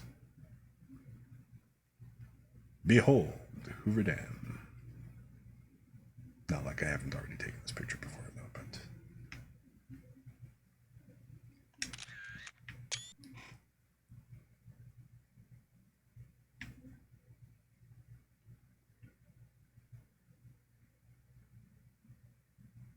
I appreciate how they actually have like the landmarks and stuff here to begin with. Too bad I can't go up any higher though, because then I'd have a better view of the damn plus truck. Not that I really need a picture of the truck, but especially at this low resolution and stuff, I'm not going to bother taking too many pictures. Anyway.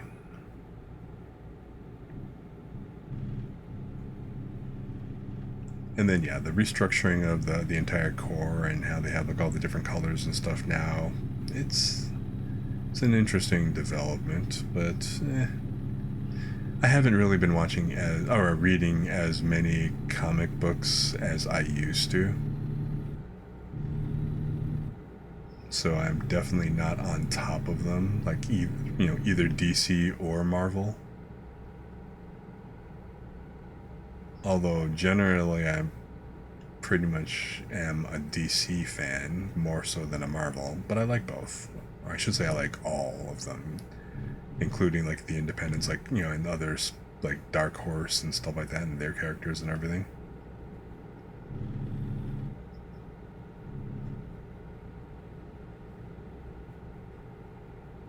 Yeah, yeah, that's exactly what it feels like. They're chasing trends.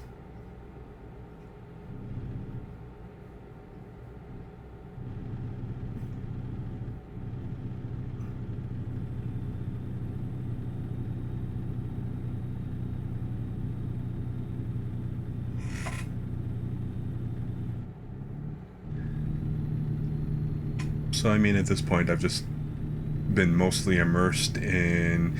I can't even say that I've been reading any kind of manga lately. I mean, it's like I've been a lifelong fan of anime, since like the days of Speed Racer, Battle of the Planets, and I never really watched a whole lot of Star Blazers stuff, but like things like Voltron, way back in the day, the original Voltron, not any of the reboots, but then when it started hitting a tipping point back in 2010-ish, it was kind of neat because that was about the time when Netflix was starting to put a whole bunch of them on. And so I got to so the distribution channels was making it a lot easier to find it at that point. So, but I mean, I just stopped reading a lot of the American comics and stuff altogether. I mean, it's not, and not because like, oh, I don't like them or whatever else. It's just that I just was drawn more to a lot of the stories that the manga offered, as opposed to some of the writing and stuff in the American books.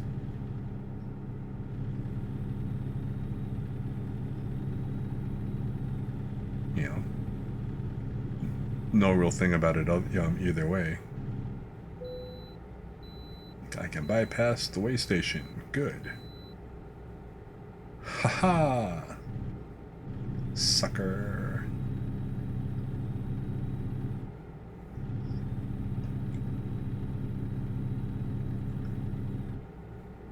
Big do you have a chokehold over the industry, and once they've always had that, yeah. Once print isn't super popular these days, or since print.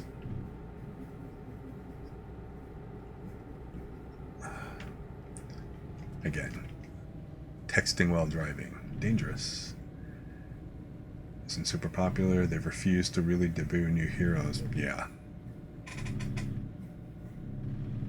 Which, it's unfortunate because of the fact that just because print isn't popular, I mean, they have so many different options and opportunities to take the medium. It doesn't have to be just nothing but print. And actually, I got to get to the left-hand lane,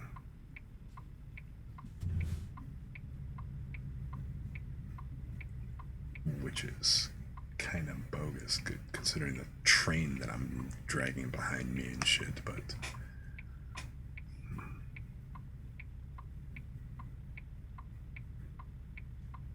yeah.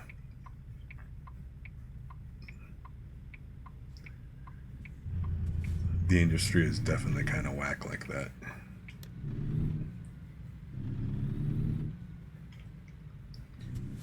And yes, I am deliberately going to take up a couple of these lanes because you know what?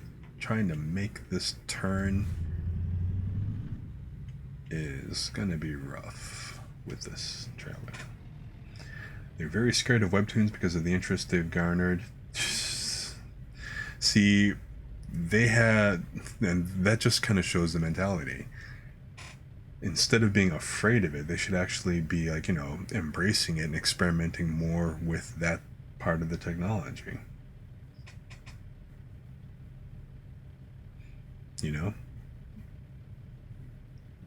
I mean, it begs the question: if you're losing all this money on your print editions, why aren't you going digital?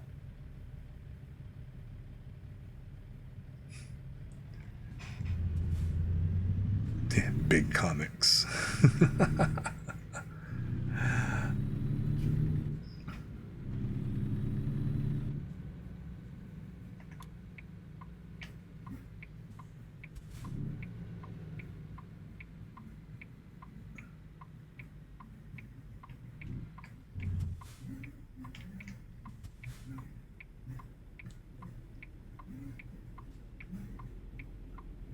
Look at that Peterbilt 379 right next to me.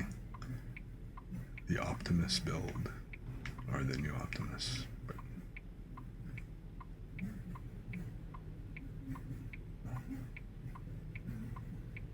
see, look at that. A nice, decent-sized trailer. Instead of the U-boat that I'm dragging and shit.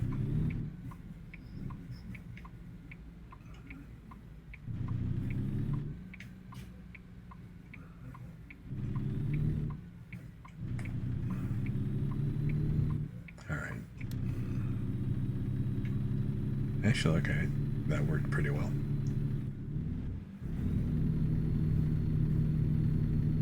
Oh my god, this incline. Come on, you can do it. Eventually.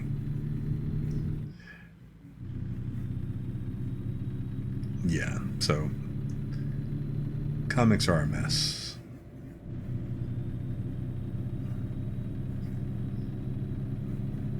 Which is why, I haven't really been worried about them and have been, like, into anime and manga. Which, okay. The manga I also dig and stuff. I do enjoy it and everything. I have since really become just, like, again, a fan of just light novels. I'm not a fan of web novels. Web novels, I'll read web novels if that's the only thing that's available. But as a general rule, I prefer it when a web novel gets picked up by a publisher for a light novel series. Because web novels tend to be very unpolished and stuff, right?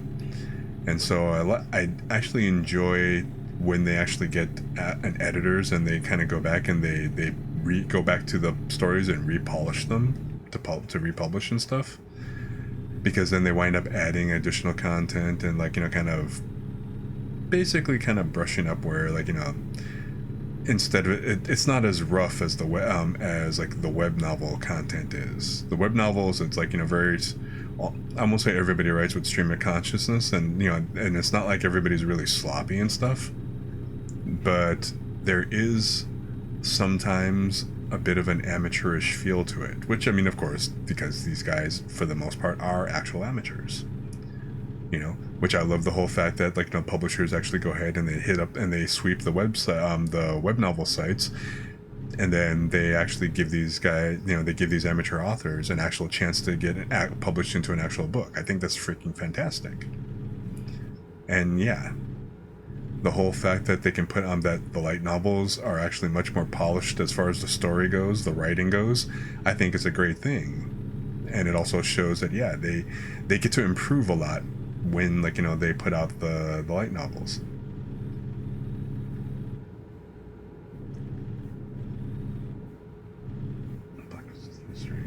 Stuff like that. And definitely drawbacks to the whole manga scene.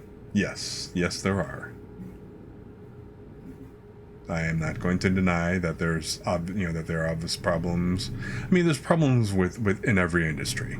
Okay, there's no like, oh, this is like so much better than that, so much better than. I mean, no, every industry has its bright side and its darker side. Oh, speaking of dark side, you actually kind of start figuring out where I'm going to go ahead and bed down for the night. Which I will probably have to do this spot. Because I am not going to make it like all the way over here, for example. I still got 610 miles, and it's only Tuesday though, so I should be okay. Yeah, it's not going to kill me to go ahead and hit the spot. So I'm going to go ahead and mark this. Because I do not want to start suffering from the tired effects, dragging this big ass oversized load. Because as you get tired, your steering starts getting looser, I guess, to kind of simulate you losing focus, which kind of sucks, but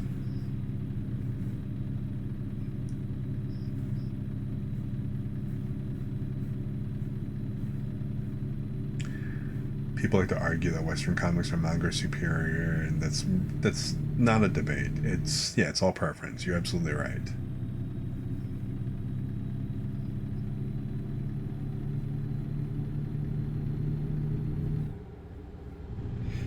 I mean, I haven't been following any of the Western comics, so it's not so I'm not as privy to like any of the current drama going on, because you know what, I try not to get too caught up in that stuff because, well, frankly, I got other things to do. But and yeah, the virtual signaling, I get enough of that on Twitter. It's like I don't need to hear like additional crap. I mean, people complaining on people on Twitter complaining about they're simultaneously virtue signaling and complaining about wokeism and everything else, depending on which camps that you hear about. And it's just basically people on social media just like to bitch about everything. So I don't pay attention. I pay as little attention to it as I can. I get occasional synopses on this from stuff like I gotta admit, I do actually watch Rev and occasionally Hiro Hey. I don't agree with every take that they have, especially Hiro Hey. I don't agree with a lot of his takes, but then just for the info and okay, so like the what's going on and stuff, and then some of the stuff that like Rev says and stuff, it's like I pretty much get my weekly dose of stupid just watching like one or two episodes of like whatever Rev's got going on and stuff, and whatever things he's bringing to light at the moment. And I'm like, yes, thank you, Rev, for, basically further reducing my opinion of humanity and hope for the species in general. But okay, thanks for that. Okay, let me get ready to do this off-ramp bit, because it is about that time I come off and get my sleep.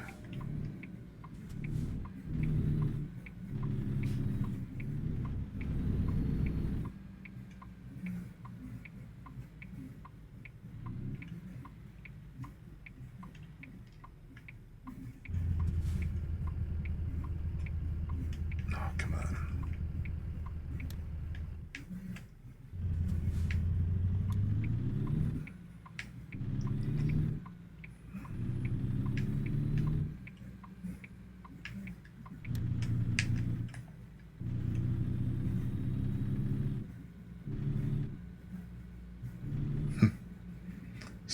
Instead of coming up with new heroes that represent... Hang on, let me park before I catch up on chat real quick.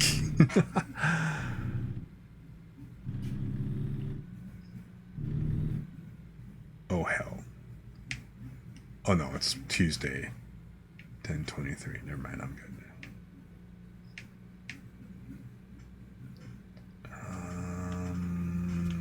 Let me. There we go. I wish I didn't have to take my hand off the controller to do all this, to do these other controls. It's a bit of a pain, but what are you gonna do? Speaking of,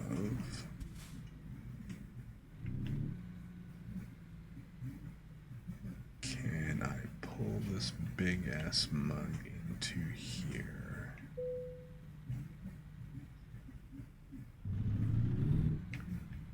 It seems like.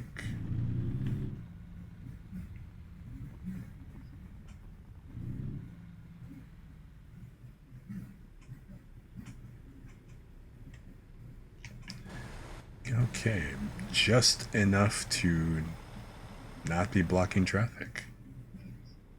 All right, good going, Grisu.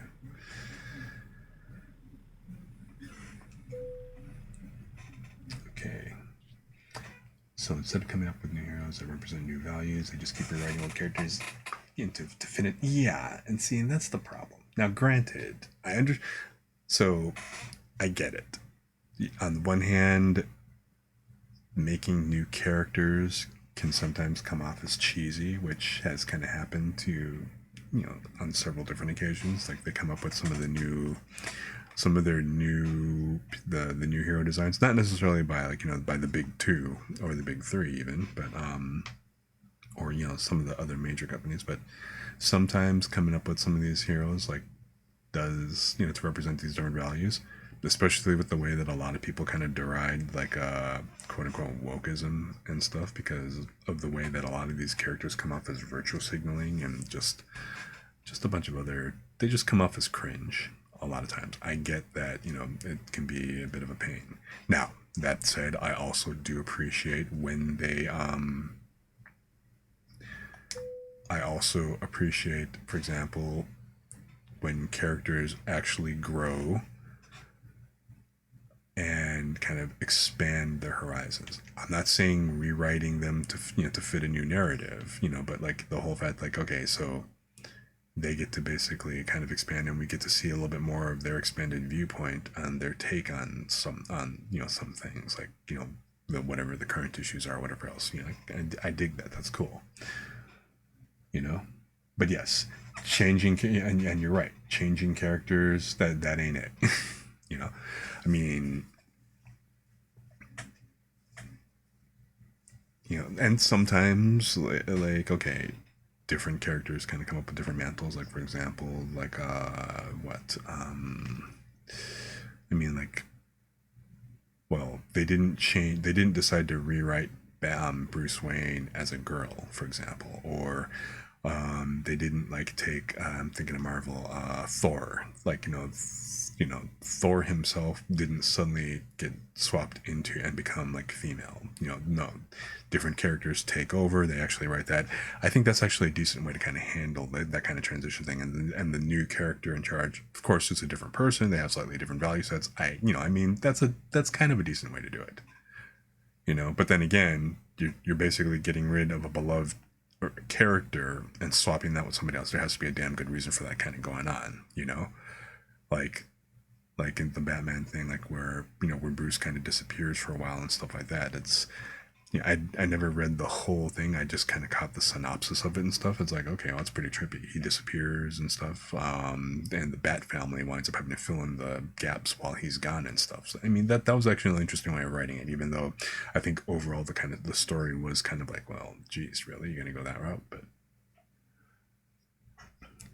But then there were some and this is not exactly the same thing, but for example, Crunchyroll put out that series where with they put out a series. First of all, it got blasted by Crunchyroll because Crunchyroll is supposed to be anime and stuff, and this wasn't really an anime thing. It was kind of more along the lines. It was very much more like a She-Ra, the new She-Ra type of series and stuff. But I mean, it had a lot of representation, stuff like that. I'm not saying that I guess from what I heard, the execution kind of blew on that. So it was kind of more like, okay, so the characters could have possibly been decent, from what I understand. I had never saw any of this or whatever else, but it could have been like a completely better, well done, but apparently the execution sucked, you know. And then another example is the Velma series, right? It's like, why couldn't you just, yeah, and it's like, again, why are you rewriting and redefining an existing character when, especially when you're dealing with comics, man, there's a whole fucking world. You can create new characters. You don't have to basically sit here and, overwrite existing characters, existing lore, and whatever else. I don't care what the purpose is. Now, granted, I mean, if it's fan fiction, whatever else, and like they're and you want to go ahead and do like a spin-off or whatever else, or because I don't care if like necessarily if you're gender bending a character or doing whatever other interesting things with that, as long as it's not, I mean, it could be an alternate thing or whatever else, but trying to overwrite the existing canon, that always kind of blows, because you're always going to kind of piss people off, right? Now, I will admit, I did watch the first 3 seasons of that new She-Ra, and okay, the music actually kind of, I like the music, and I did appreciate, I liked some of the throwbacks that they did, like the throwback to, oh yeah, I'm over off by Flagstaff. I don't have time to really hate this. I've got 564 miles. I can make this. I'll be on time. So it was, I mean, it's exactly what you said. It's like, stop trying to redefine existing characters, and you're only doing it literally for the marketing, for the clout, I guess. Is that what the cool kids say these days? You're doing it for the easy share because it's an existing character. It's already got an audience base, right? That you're going to summarily piss off by changing the character so fundamentally. So it can't possibly be a good idea. Because no matter what you do to the character, because you're changing it all up like that, you're gonna wind up it's never gonna really fully go well, because there's always gonna be a part of the audience that's gonna be like, why are you fucking with it? Why can't you just go ahead and make somebody new? It's not like, again, you don't have an entire universe. And when we're talking, especially in the context of comic book characters, yeah, we're literally talking an entire fucking, no, not even a universe, a freaking multiverse. But no, let's just go ahead and redefine Kal-El again. Okay? And it's like, no, bitch.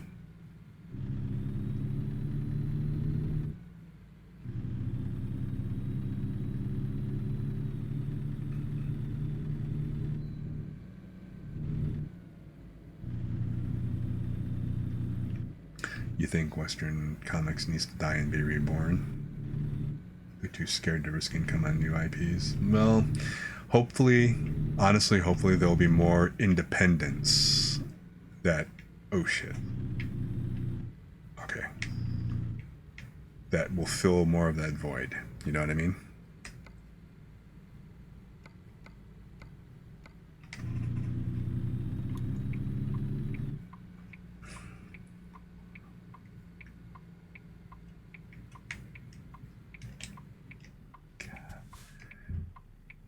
It's like I have to stop because I can't turn this wheel fast enough.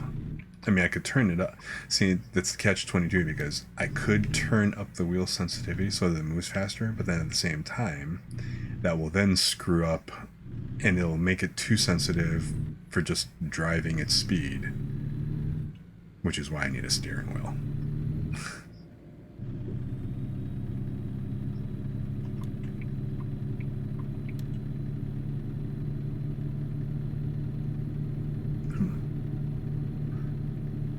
Yeah, Dark Horse becoming more experimental publisher. Yeah, Dark Horse, and there's like a couple others I can't think of off the top of my head. honestly, the thing that I liked about, going to Comic Cons, either Chicago or New York's, because, well, those are the only two that I've actually been to, the two biggest that I've been to.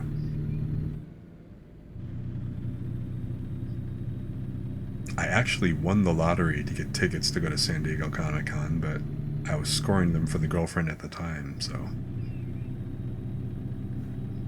hopefully if I do get an opportunity to go to San Diego to SDCC sometime, I might actually go ahead and do that.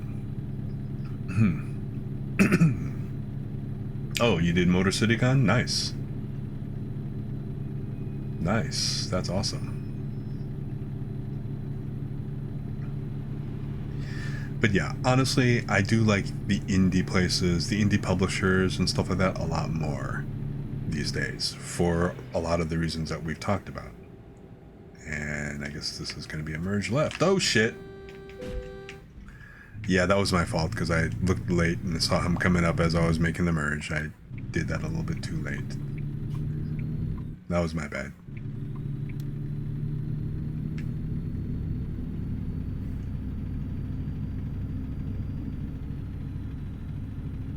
He didn't exactly come out of nowhere. I saw him coming up that time and was unfortunately already making the merge. No, that's... Stop texting while you're driving. You're hauling 90,000 pounds. Be more responsible.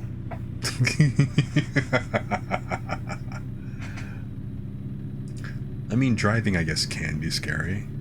Driving a giant rig, lugging like an oversized load, now that's kind of scary. With all the tight turns, whatever else. Smaller vehicles, not quite so much. But I guess it's a matter of once you get accustomed to it. When you get used to anything, I guess.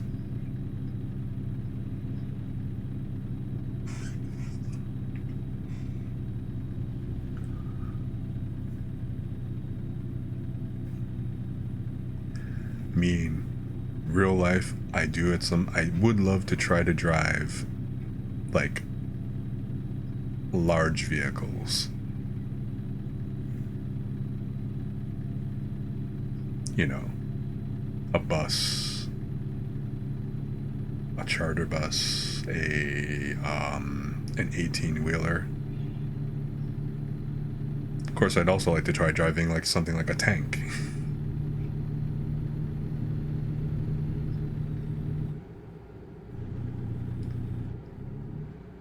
Well, I mean, the more you practice, the more you'll get used to it. So that's really what it kind of comes down to.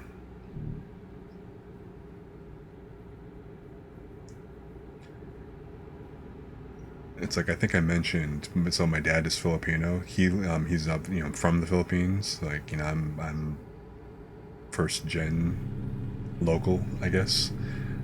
But he learned to drive in Manila.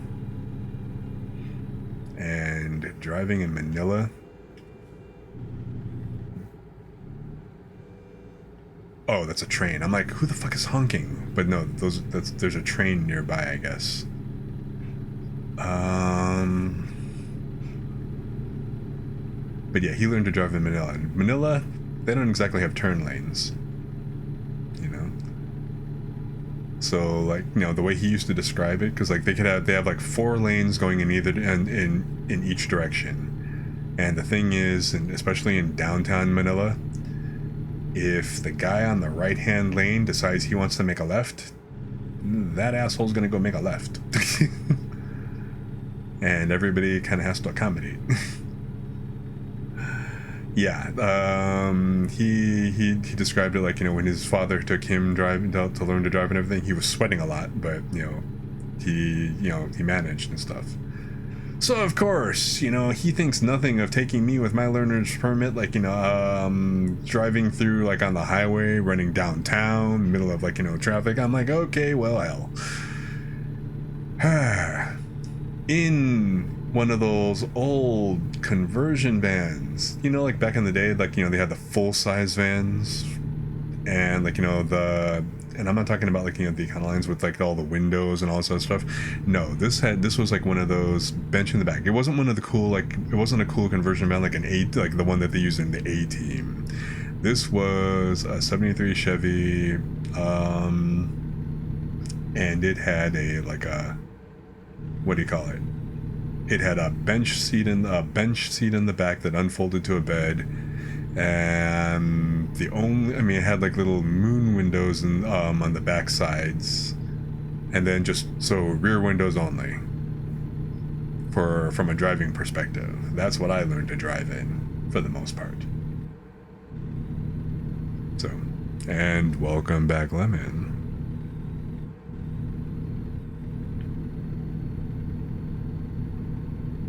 I'm glad you're back. We've still got apparently 7 hours to go. It's Wednesday. Okay, 7 hours to go. Yeah, I'm gonna make this trip, no problem.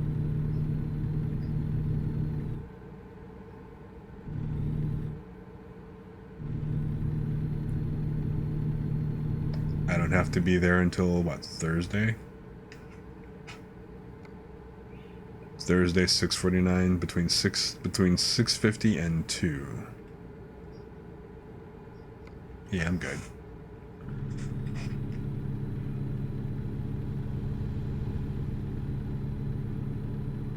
Yeah.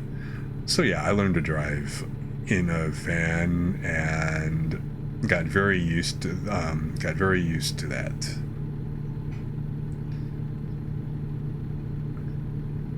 Then later, my what do you call it? So obviously the van was an automatic. So when I first learned, I learned on an automatic transmission. My mom had a Honda Accord, and it was a manual. And so I eventually learned, I learned to drive a manual thanks to Mom's car. So I wound up, like, she took us on, basically my brother and, my best friend in high school and stuff. We were all kind of there. We went to my mom. She took us out to a parking lot over, actually not too far from where I live now. And basically took us out and into like a big huge parking lot, whatever parking section, and taught us how to drive stick. I went first, picked up driving a stick fairly straightforward and everything else like that. Now my younger brother comes in and it's his turn to drive, so my friend and I are in the back seat. Ron's up in the front with Mom and everything. And he's kind of going up the speed and everything else, and he's doing okay too.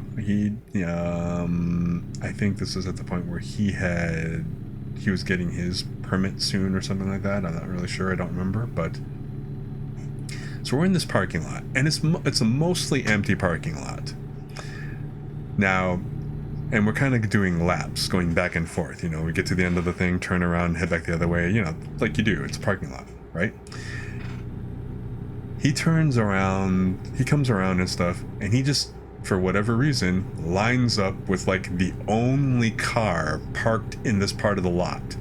And he's like lined up dead on it. And he's getting up to speed. He's like, he gets up into third gear in the parking lot, and we're kind of coming across, and as he's coming around, that's like his second, time passed through, so he just started, learning how to shift and everything else like that.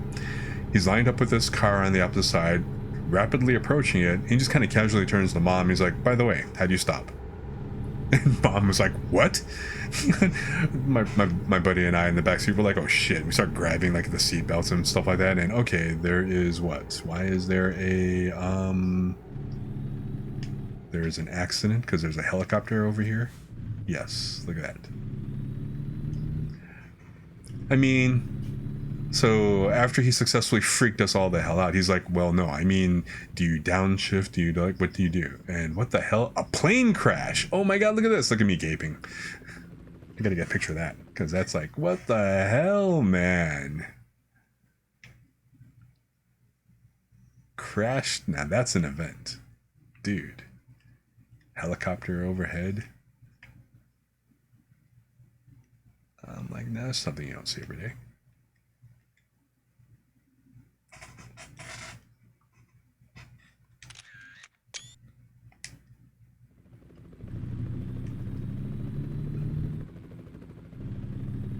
I have never seen a plane crash, like in person.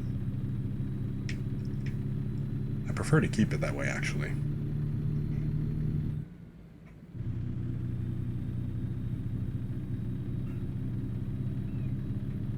I especially would prefer not to be anywhere near a plane, you know, that has any kind of crashing. You know? The closest I've actually gotten to that, honestly, we had to switch planes. So we had boarded a plane and we got a push off.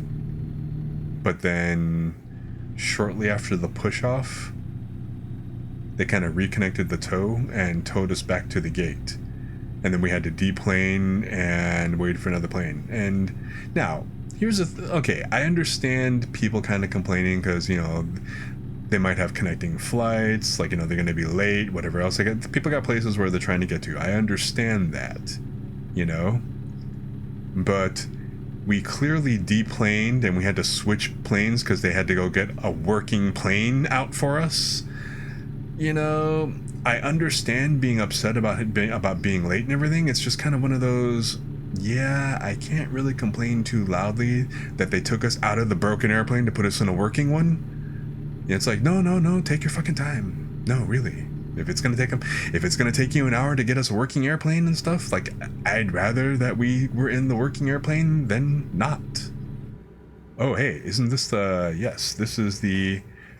I think this is the extra... Yeah, that's Yellowstone. That's the Red Rock, and that's the... I'm sorry, Yellow Horse. That is the Yellow Horse, over in the corner there, isn't it? Am I in the right spot? By Red Rock?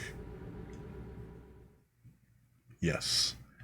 This is over by... This is like the scenic spot by Red Rock. I think we can probably see it from the highway here.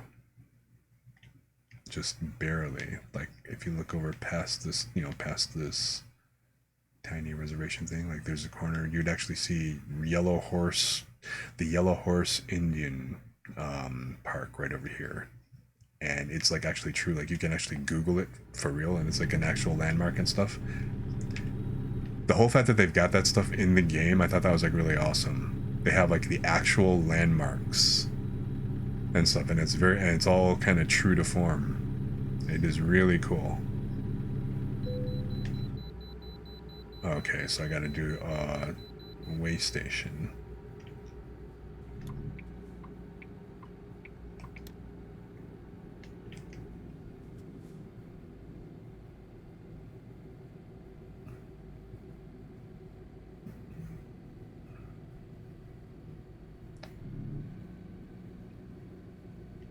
Coming in hot.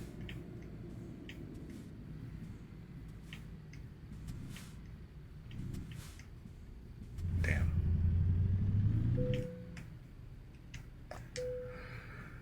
£133,000, almost 134,000. Damn. I'm sorry. Does that trailer make my ass look fat? How's my backside? What's my rear end like? Is it Hugie? It's huge! Look at that back end. Look at that rear end. Yubo. Anyway.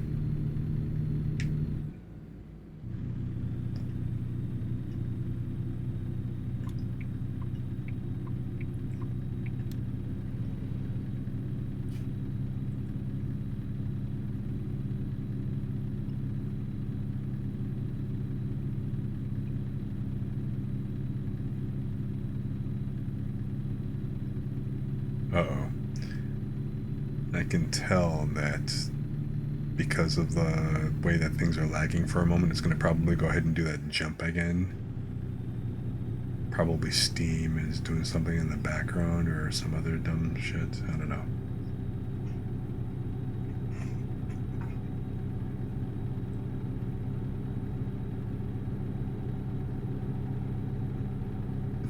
But anyway.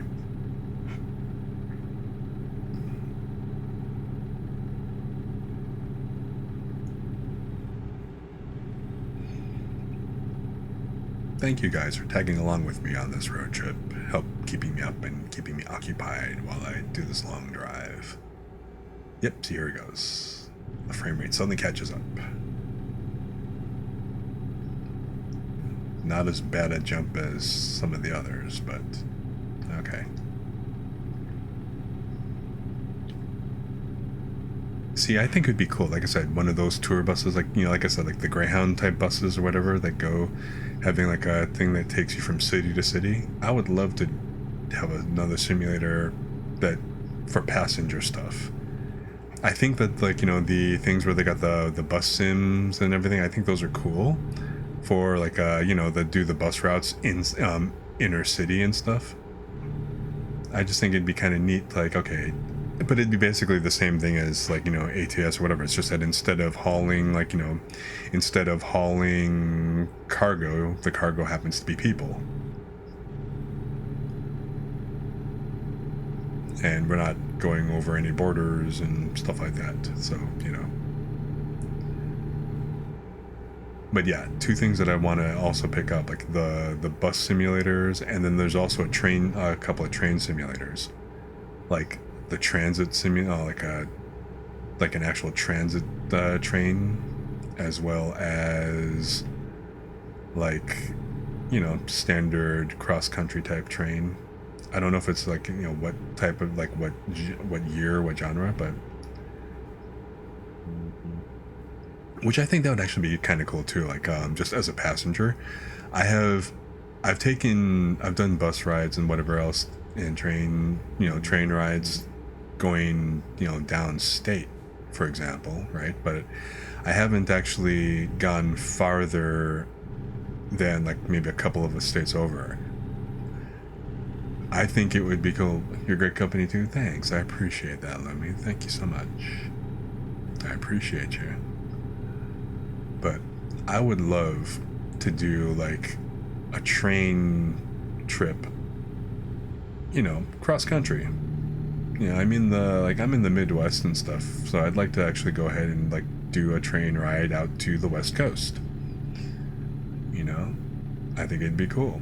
I've actually, on YouTube, I've watched like there's like a couple of channels where people get on and they do train rides. Like one guy, like, you know, rides like a lot of like the bullet trains, the Shinkansens in Japan and stuff.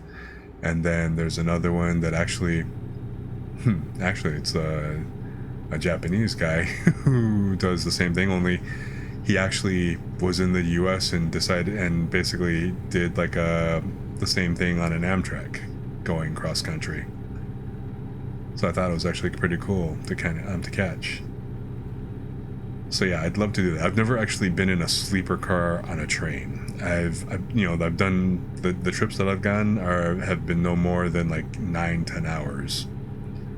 Well, maybe roughly 12 when you count in like all the stops and stuff. So it would be like from, you know, like 8 a.m. or I'm sorry, from 8 p.m. to 8 a.m. that kind of thing.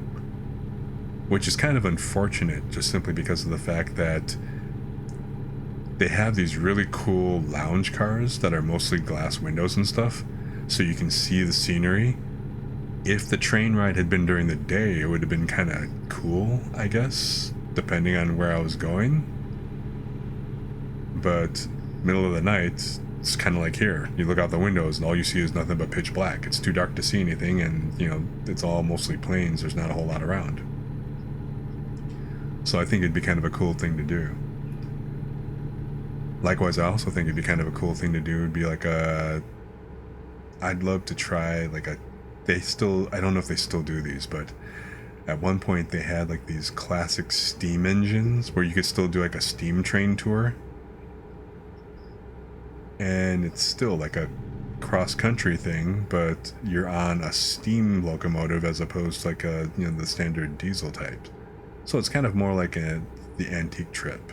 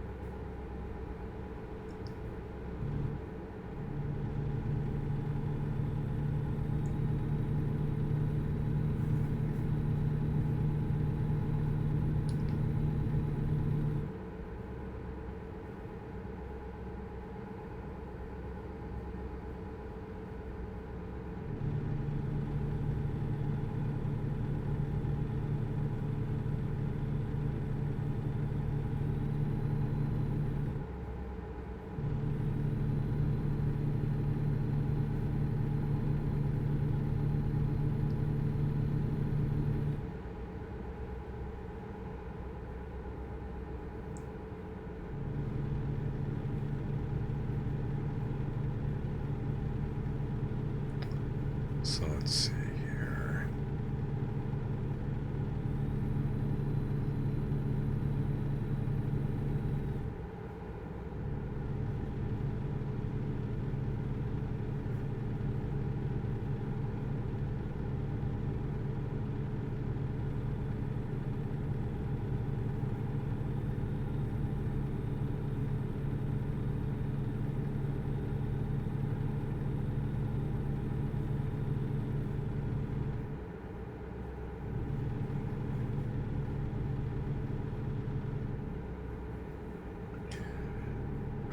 Do I want to line up behind this guy or not?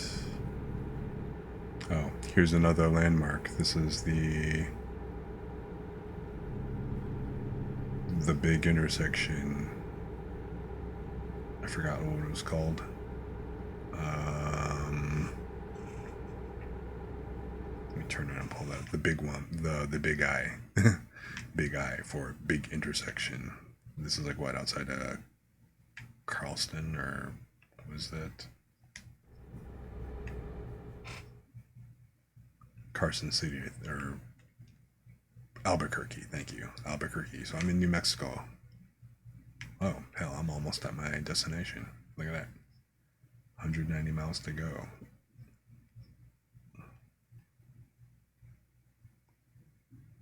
Three hours left.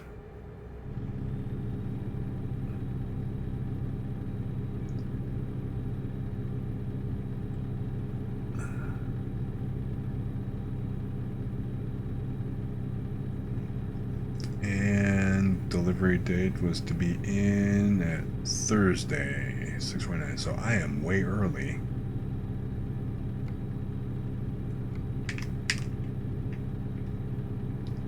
It's the only thing about taking your hands off and just trying to put it back on the controller. This is why a wheel is a good thing. Much easier control if you have to take your hand off of it. And I'm going to need to get over you. So any moment now.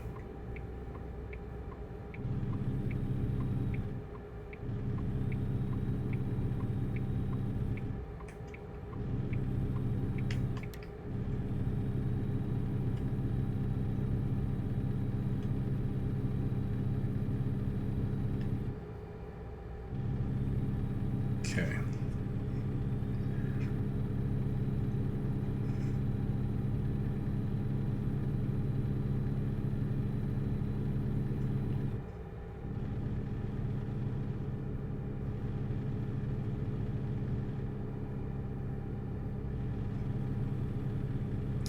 I mean, I suppose being in the simulator mode, you don't get, like, you know, the good view of the graphics and stuff as well, being inside the truck, because, you know, you're the inner truck view or whatever. Whoops.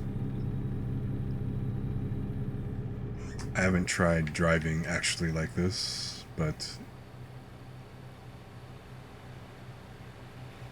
so you actually get like a better panoramic view.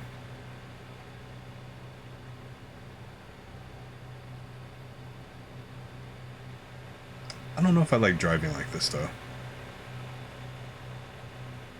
It doesn't feel right. I mean, don't get me wrong, I like the scenery, but it just, oops, see.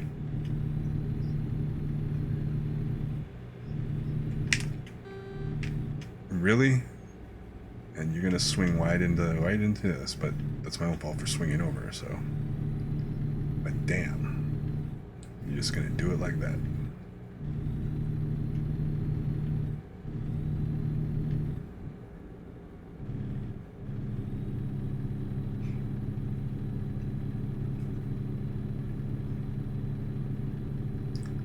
I mean, being in the cockpit just really, it just feels more natural to me.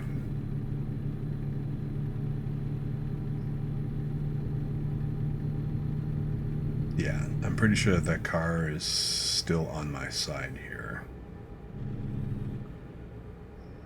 A lot of people, okay, so some of the people that I have watched playing the game,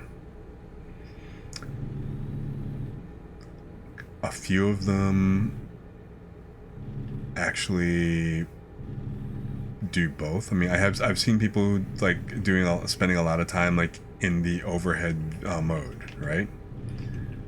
Like in just normal driving. I guess because it's in, for some ways, like if it's like, you know, if you're just kind of like in game mode, it's easier because you can kind of see the trailer and everything and get an idea of the distances and stuff like that, right? So you don't have to worry, oh, did I pull up enough to clear this or whatever else, from a more realistic perspective. There are some, you know, who actually sit in the cab like I do, like one that I've been watching recently spends a lot of their time, you know, here behind the wheel, like as though they're really driving a truck. And now what I haven't seen is like all the people that I've been watching so far, every time they go do the parking thing, they all do it from the overhead view. Now, I did do that as well. I did that, like, you know, the first couple of times and stuff. As a general thing though, I'll do it only when I'm trying to like kind of like look and see where I am. I don't use it to like actually back up, you know. And I'm not gonna say it feels like it's cheating or whatever else, but it's like, okay, I mean, it's definitely doing the parking and stuff on easy mode. It's a lot easier to go do that, to do the parking maneuvers, and then, like, you know, again, like the tight spots or whatever else. It's easier to navigate that from the overhead view, right? Oh, yes, Lumi, you are a mod. You have the power. You are in control.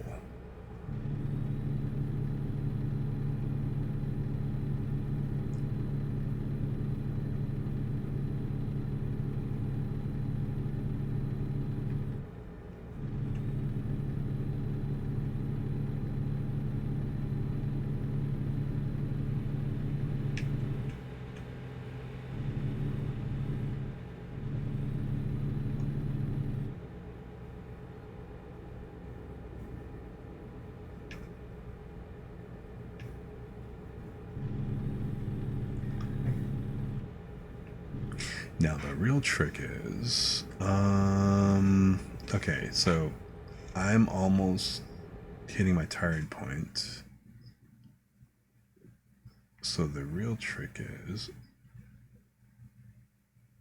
since I don't have to be there until tomorrow, and I'm already up, and by the time I get there, I will hit my tired spot.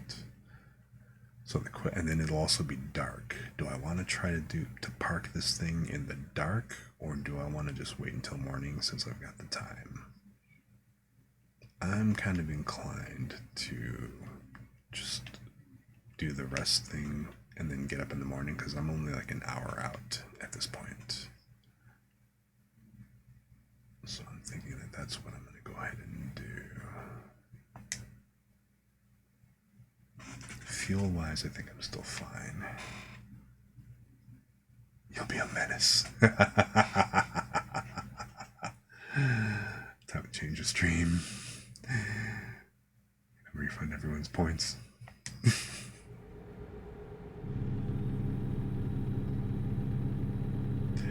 You are drunk with power.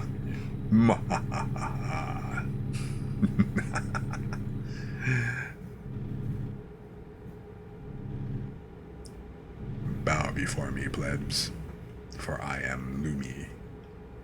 I am the luminous one.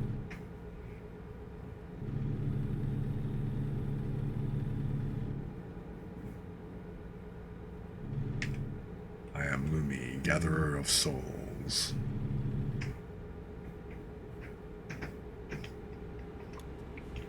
Yep, see, it's starting to get dark. So I'm gonna pull up. I'm gonna take my sleep time break. I'm gonna go have the convenience food. Which side's the trucks? See, is the only thing at low res, can't read the signs until you're right up on top of them. And oh, okay, so I just literally just pull up, huh? That's a hell of a thing, but I'll take it. Why not?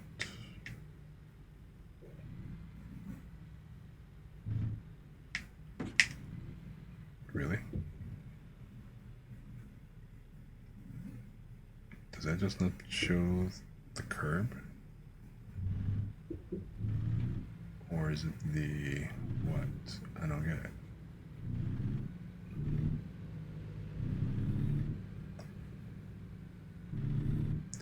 It's moments like this I'm glad this is not my truck.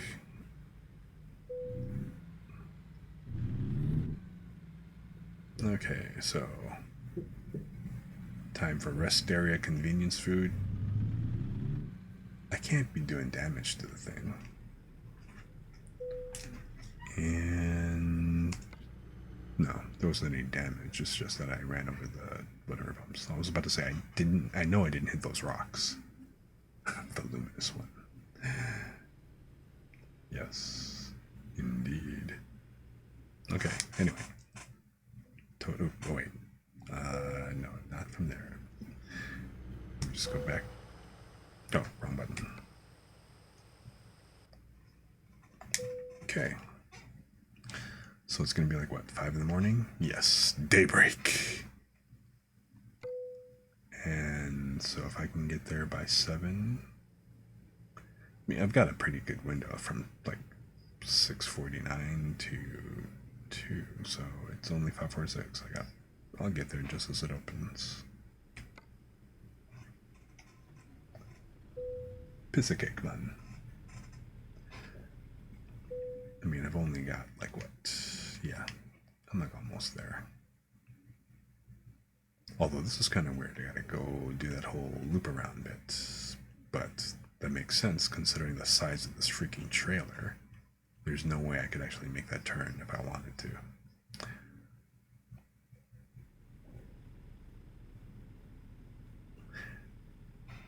I mean, I also kind of dig. So I've apparently got a sunroof up here that I just can't see. I mean, you look at there's like the sun rays up there and stuff. The shadows and the shading and everything is actually pretty well done.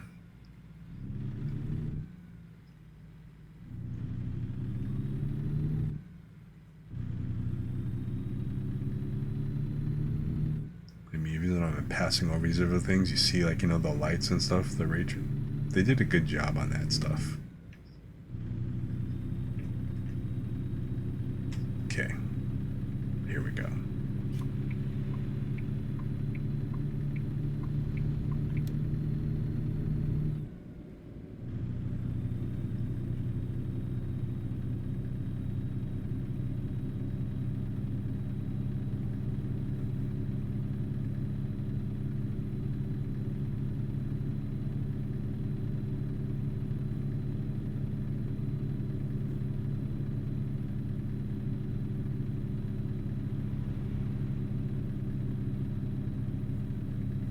Okay, I'm in way too high a gear for this.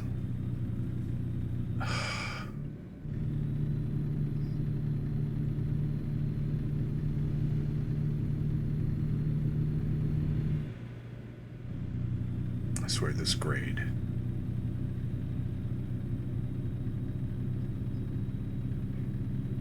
Alright.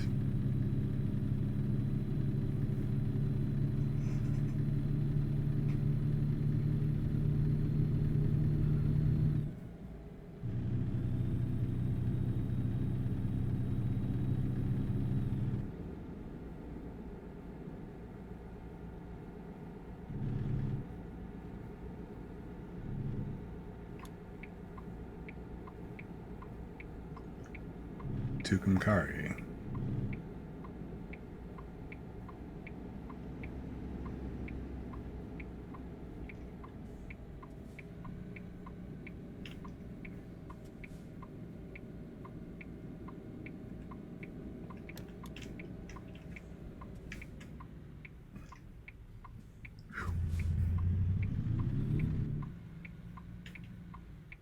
And that kind of abrupt stop would have killed the air brakes.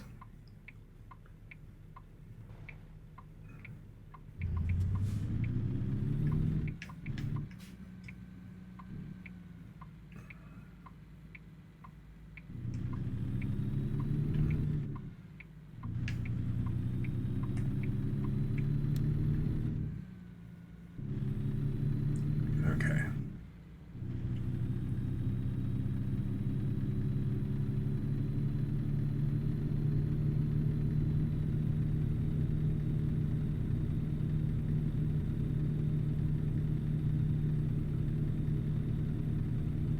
Tucumcari discovered.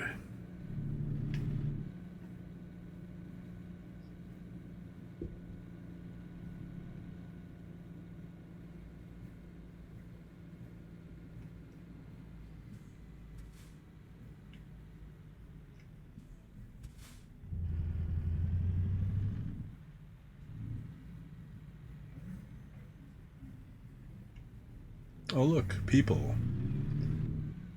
Outside the... what the hell is that?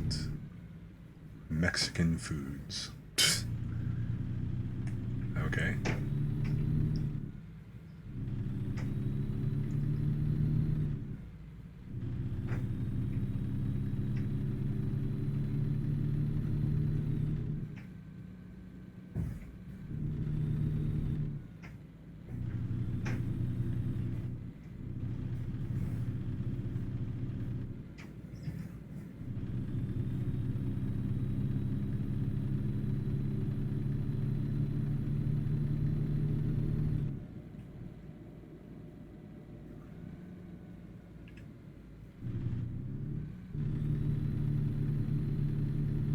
Okay, so I can totally see why this was an overpass.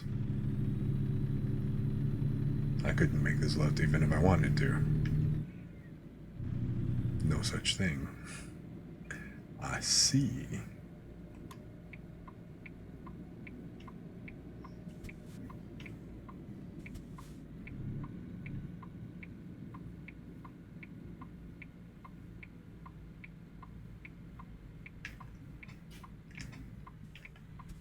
Damn.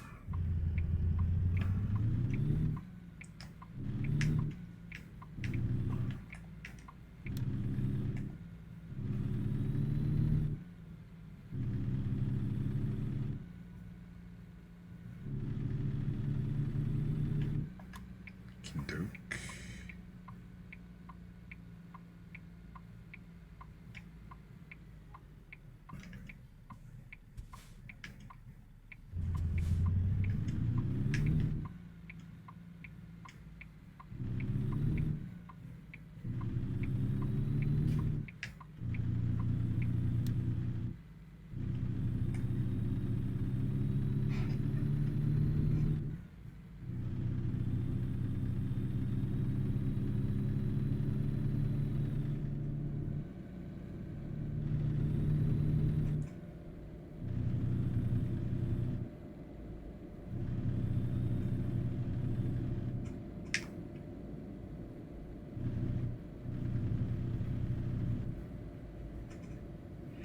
Alrighty.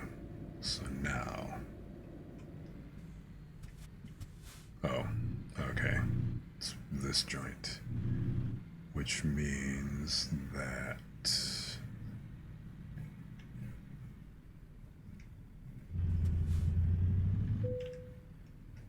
So if it's this yard style, that means that the actual challenge parking spot is to stick it in that corner all the way over there. I do not know if I'm going to be able to do that with this size trailer, man. That's truly going to be kind of rough. I think it's too large.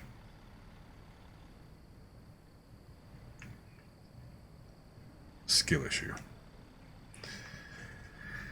Okay, so how do we handle the job delivery? So if I can do oh, see, I don't even have the, yeah, see, I'm oversized, so they don't even give you the option, which that makes perfect sense because there's no way that I can get this, there's no way I can actually get this articulated trailer all the way into that corner.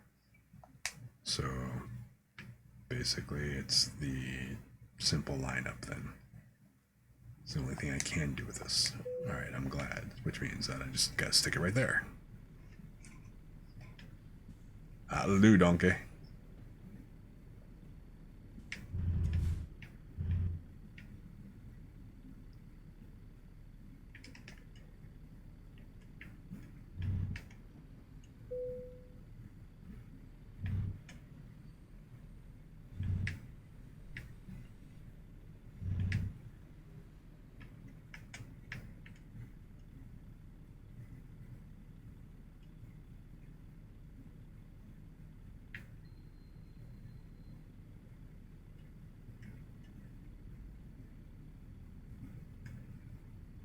No.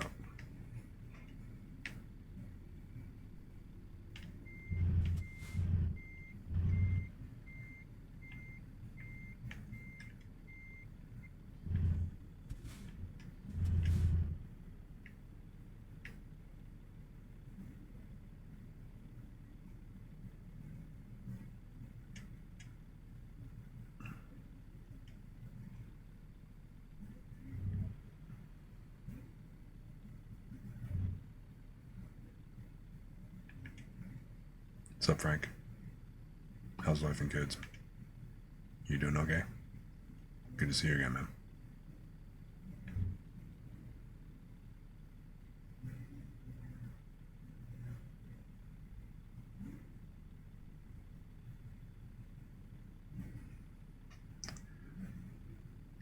Alrighty.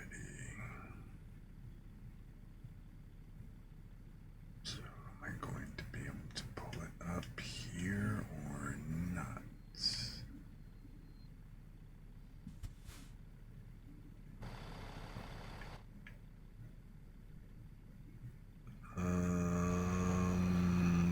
Okay, I'm not lined up fully, so that's part of the issue.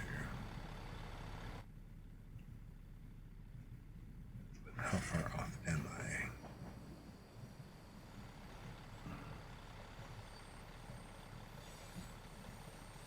Okay. So I'm pretty sure that the front of the truck has to be, or the end of the tractor has to be actually in that second white bar there. So once I actually get this once I actually get this lined up and I can back it up, then that should be fine.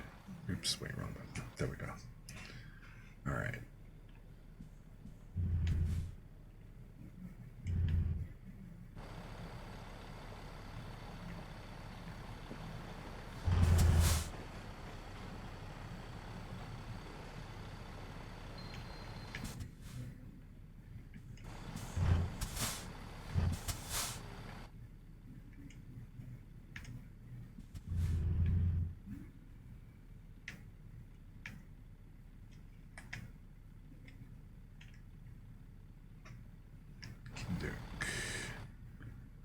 So now,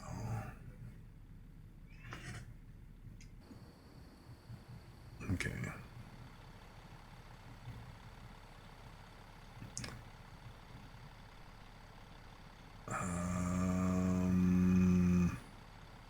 So to get this trailer backed up properly,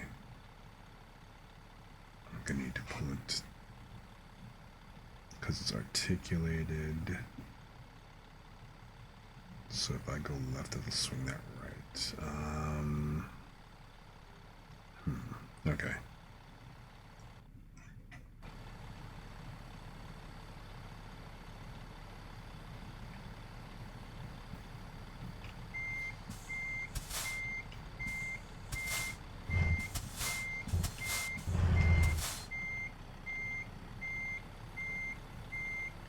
Okay, right. That's gonna start pitching that right, which...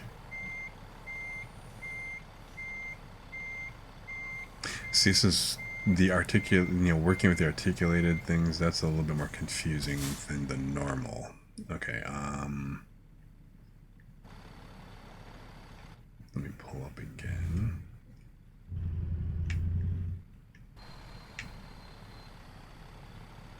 Okay, and...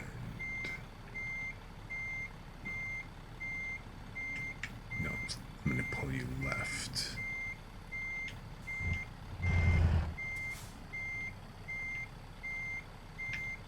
Okay, turn, not enough.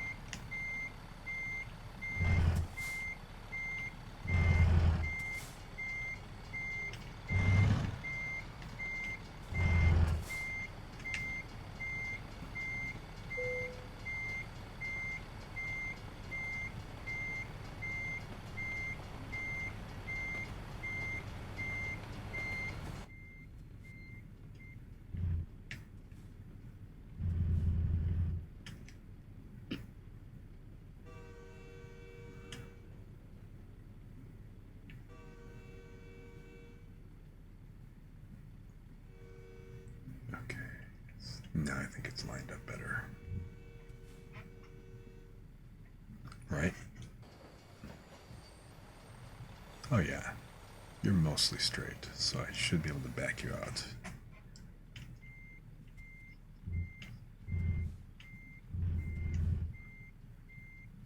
For the most part, I think you'll be good, right?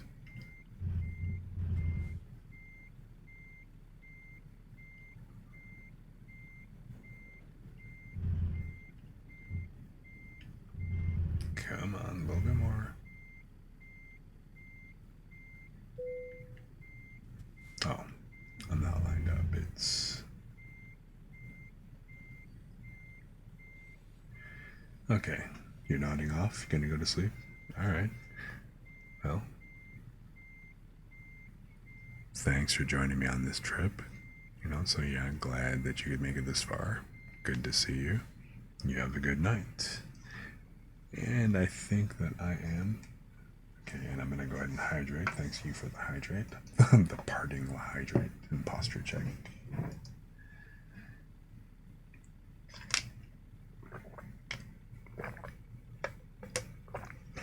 Okay. Okay, so for this trailer, I'm gonna probably have to go ahead. No. And I guess I'm gonna have to do a stretch here real quick. Okay. Which I haven't done, and it's already been... This actually was just about a 3-hour drive, too. So I'm gonna go ahead and stretch.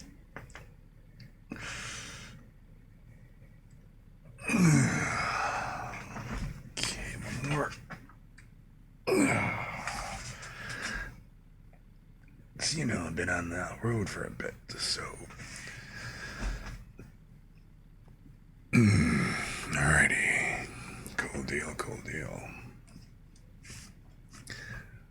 Kind of haven't moved and everything else. Virtual me got some sleep, but yeah. No breaks, no anything, so yeah, this was a good time. I may have to go ahead. Well, okay, you know what? For this, I'm gonna probably have to go ahead and... Yeah, see? That back trailer That's not lined up, so that's why it's giving me a problem.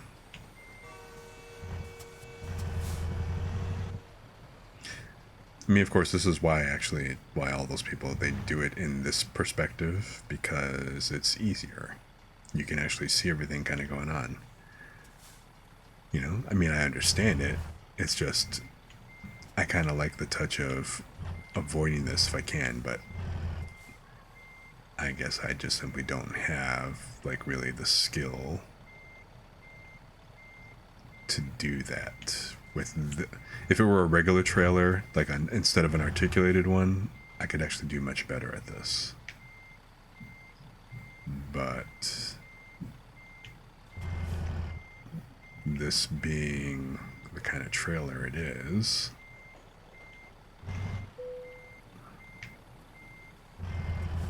oops, wait.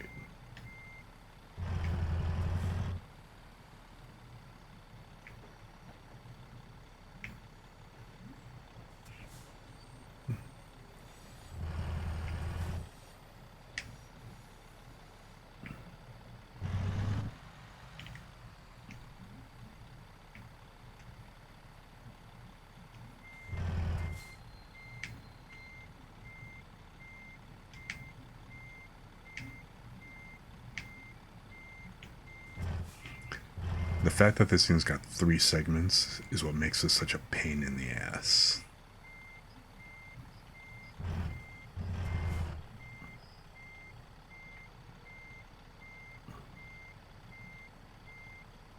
Cause see, yeah, now that back trailer is all out of proportion and just whack.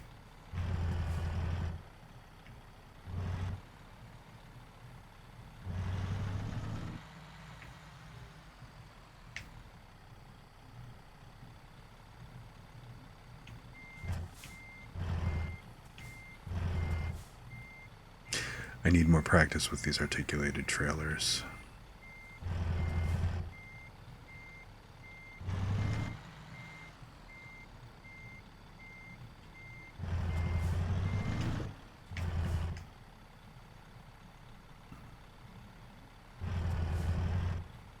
I am not good with them yet.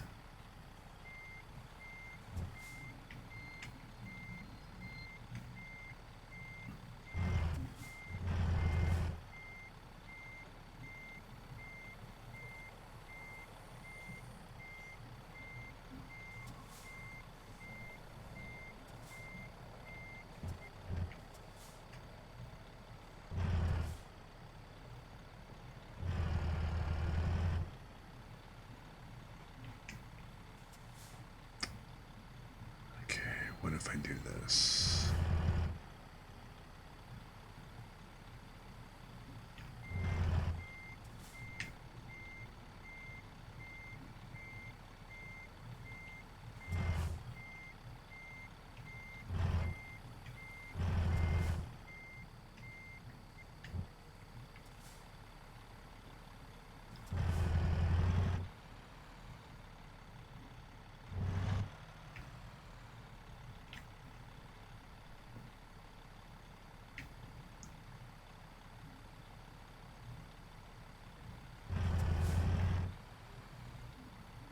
Okay, are we lined up yet in the back?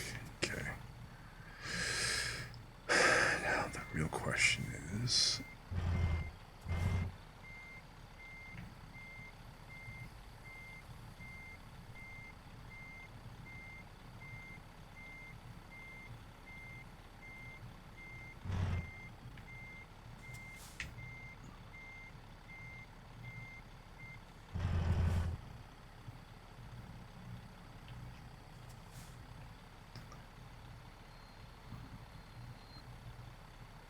I don't think I'm going to be able to get the angle on this.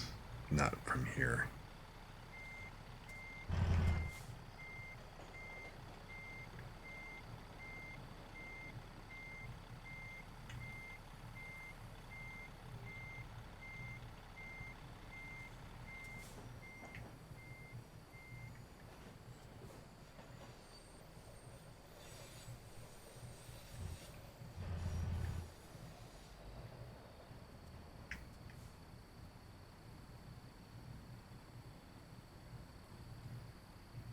turn so damn slowly.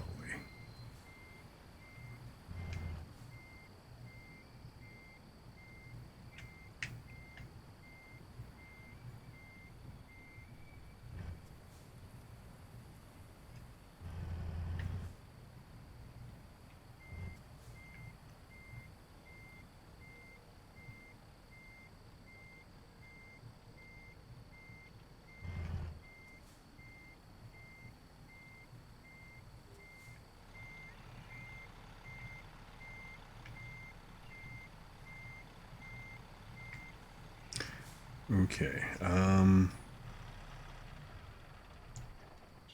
wait, no, that wasn't the button.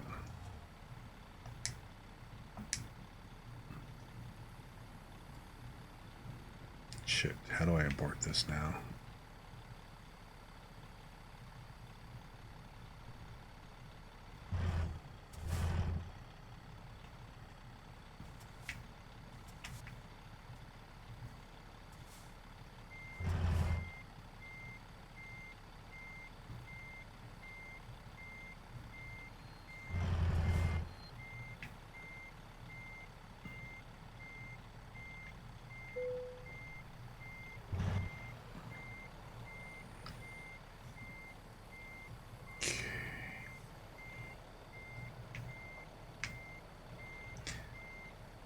Am I gonna miss the parking bonus? Well, yeah, I'm not gonna get the parking bonus on this anyway.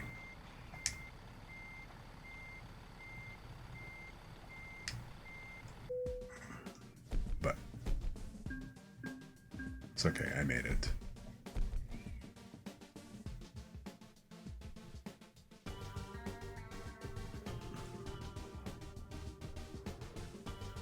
Close enough.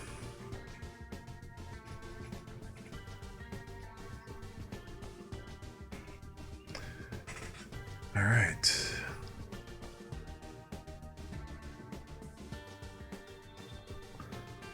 So I did finally make it to level 13, so I can actually go ahead and get the truck that I actually wanted.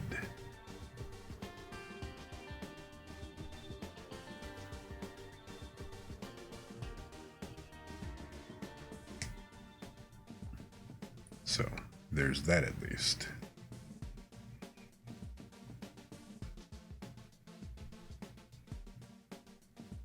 So I've already got the long distance covered where I got all of the ranks. I can deliver anywhere I want. Hazardous cargo. Apparently in the real world, getting the tanker certification is the highest paying one, which I guess I've kind of got that. Although I guess these are the different types of tanker type stuff. Although, you know, with the exception of the explosives and then maybe the flammable solids.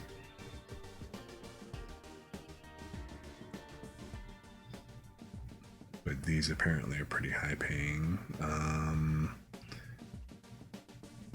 High value and fragile cargo.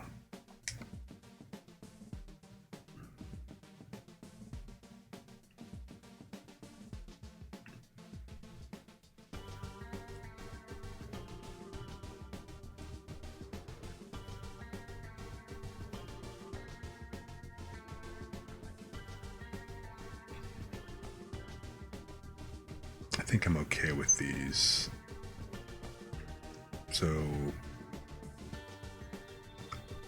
I'm gonna hold off on this skill at the moment.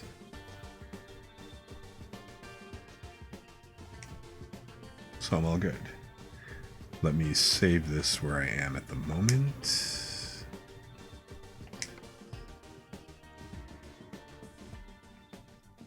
Okay, so long haul focus, we are good.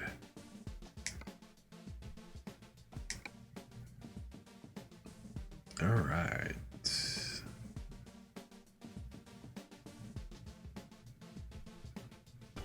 So now 355. I can go ahead and get a truck. Or just for comparison purposes again. The job market for the quick jobs, 53,000 just for like for these jobs. 53 is the highest paying one at the moment. 44 for our hazardous. Not a fan of the oversized loads if I can help it, man, but you know, they pay a lot. Otherwise it's like what, 44 for a tanker that's standard delivery but a hazard class 2. Anyway, keeping that in mind, it's usually going to be a lot more for the other jobs. Actually, I wanted to hit up the Peterbilt because there's a Peterbilt service center right by my garage.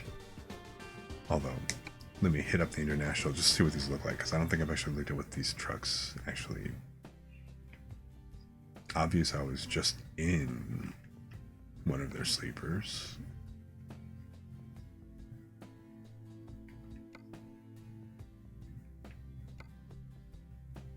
I think this was the one that I might have just been in. The big window in the sleeper, whatever. And apparently I qualify for it. 155, high-rise sleeper. It's not a bad looking truck.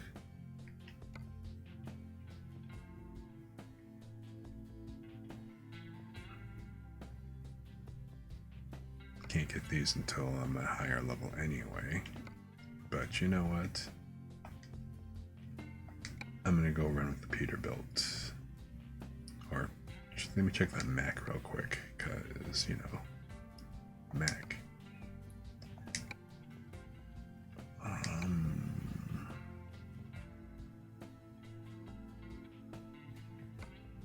I'm not sure if I've actually driven a Mac in game yet.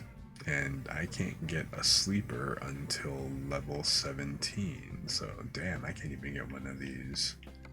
I can get the day cabs, but those would be hella uncomfortable if I have to do a long trip.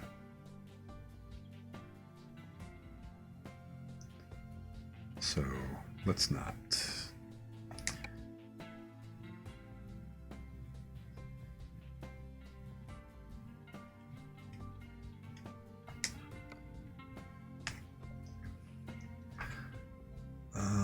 So yeah, I'm gonna go with the Peterbilt because, like I said, I know that this dealer right here in Reno, right by the garage, happens to be a Peterbilt.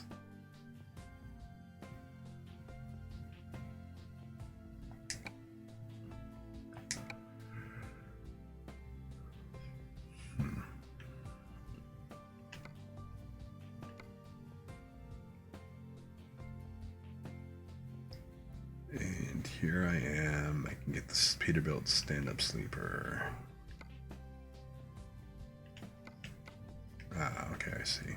So this engine power 370 horsepower. This one's 455 horsepower. Much better. The Eaton and the 220. So okay, let's customize this one.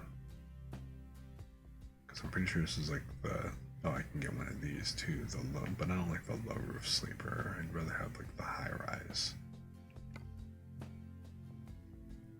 And I can't get any of the more aerodynamic stuff with, you know, until I get to a higher level anyway. But I kind of like the 579.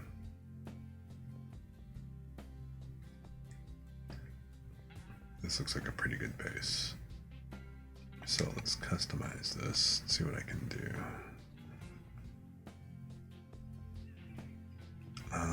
So I can do the stand-up sleeper. And then, let's see here. Chassis, what options have I got? I got the long 6x4, so that's cool. I can do the heavy and normal. Maneuverability is like, eh. Actually, if I do the shorter one, what's that like? Nope. And nope.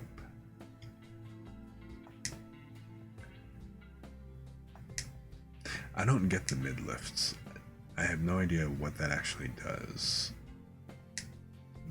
But I'll definitely take the long chassis so I can do like the heavy cargo. And so the engine. No, this is the engine. Can I hit this 510 horsepower mug?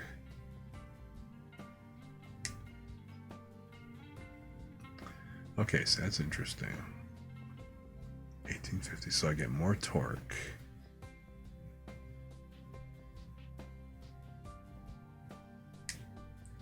But it cuts down. I can do the cargo and the hill traversal, but normal cargo becomes less. That's interesting. I wonder if that also has to do with the transmission selection. So what if I went with the Eaton 18 speed as opposed to... Okay, yeah. So there we go. That maxes out the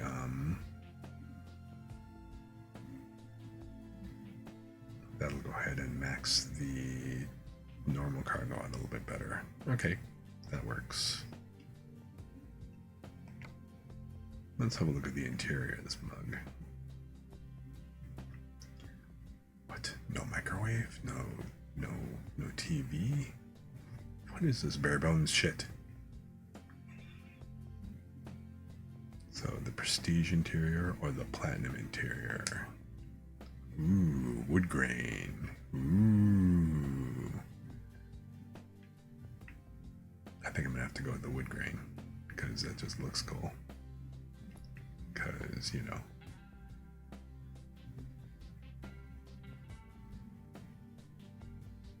Although, I mean, I guess I don't have to deck this out too much, but. So deep black, forest green, blue, white, dark gray.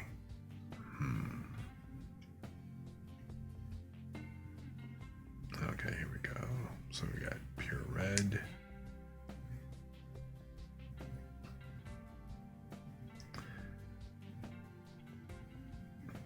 I mean, well, okay, the deep black is already going to be 28, so doing the deep red is only going to be an extra, what, only an extra $100 for all of these, so it's not like it's a big deal, but,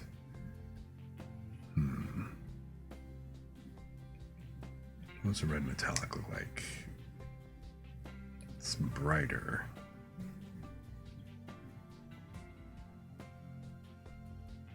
Metallic flake. However, I'm gonna skin this, so I guess it doesn't really matter. I might as well go with the lower option, right?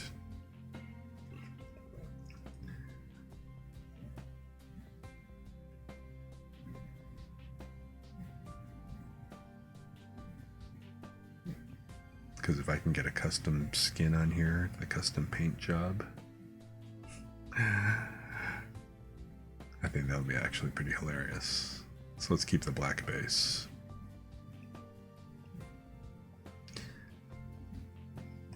And accessories, what have I got?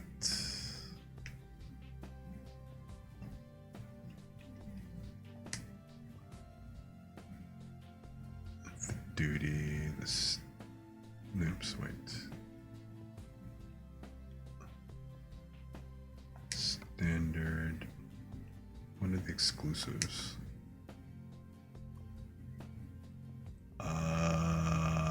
No. No, this is where you wind up chroming shit out, isn't it? I mean, I do kind of like the standard, but yeah, I think I prefer the standard. And what's this? Oh, this is the driver's plate versus the co-driver. I have a co-driver? Really?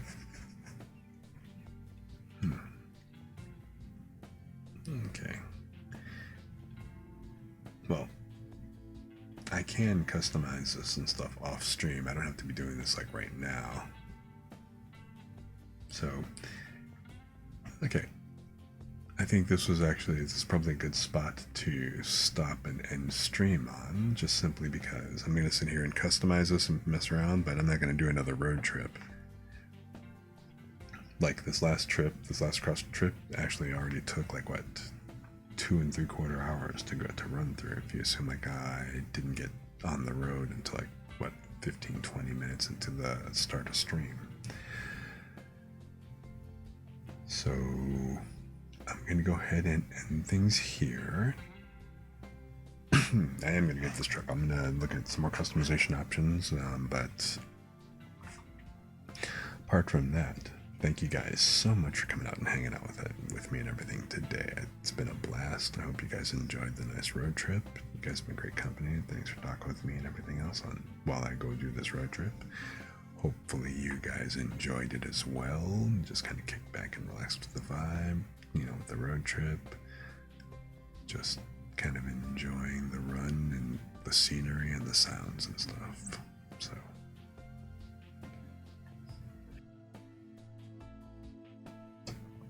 in the meantime, I will be back again on Tuesday, and again, thanks so much for coming out and hanging out with me and everything. You guys have a great day, and you know what? Is Bez still on? Because I think I will go ahead and give him a raid if he's still running. And yeah, he is still running, so I'm just gonna go ahead and run over and give him a quick raid.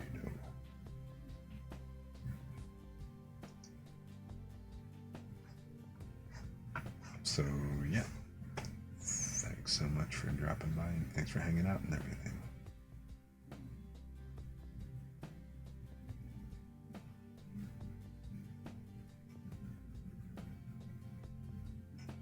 So yeah, let me go ahead and just kind of kick back over here. Let's restart the tunes.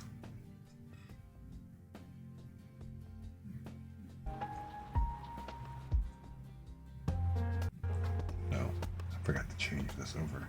Let me kind of come back over here real quick. Or actually, let me just turn that off.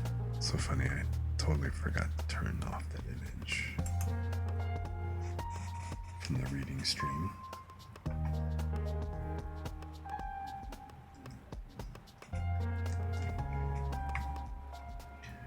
Alright guys, thanks a lot. I'm going to go ahead and raid Bez, and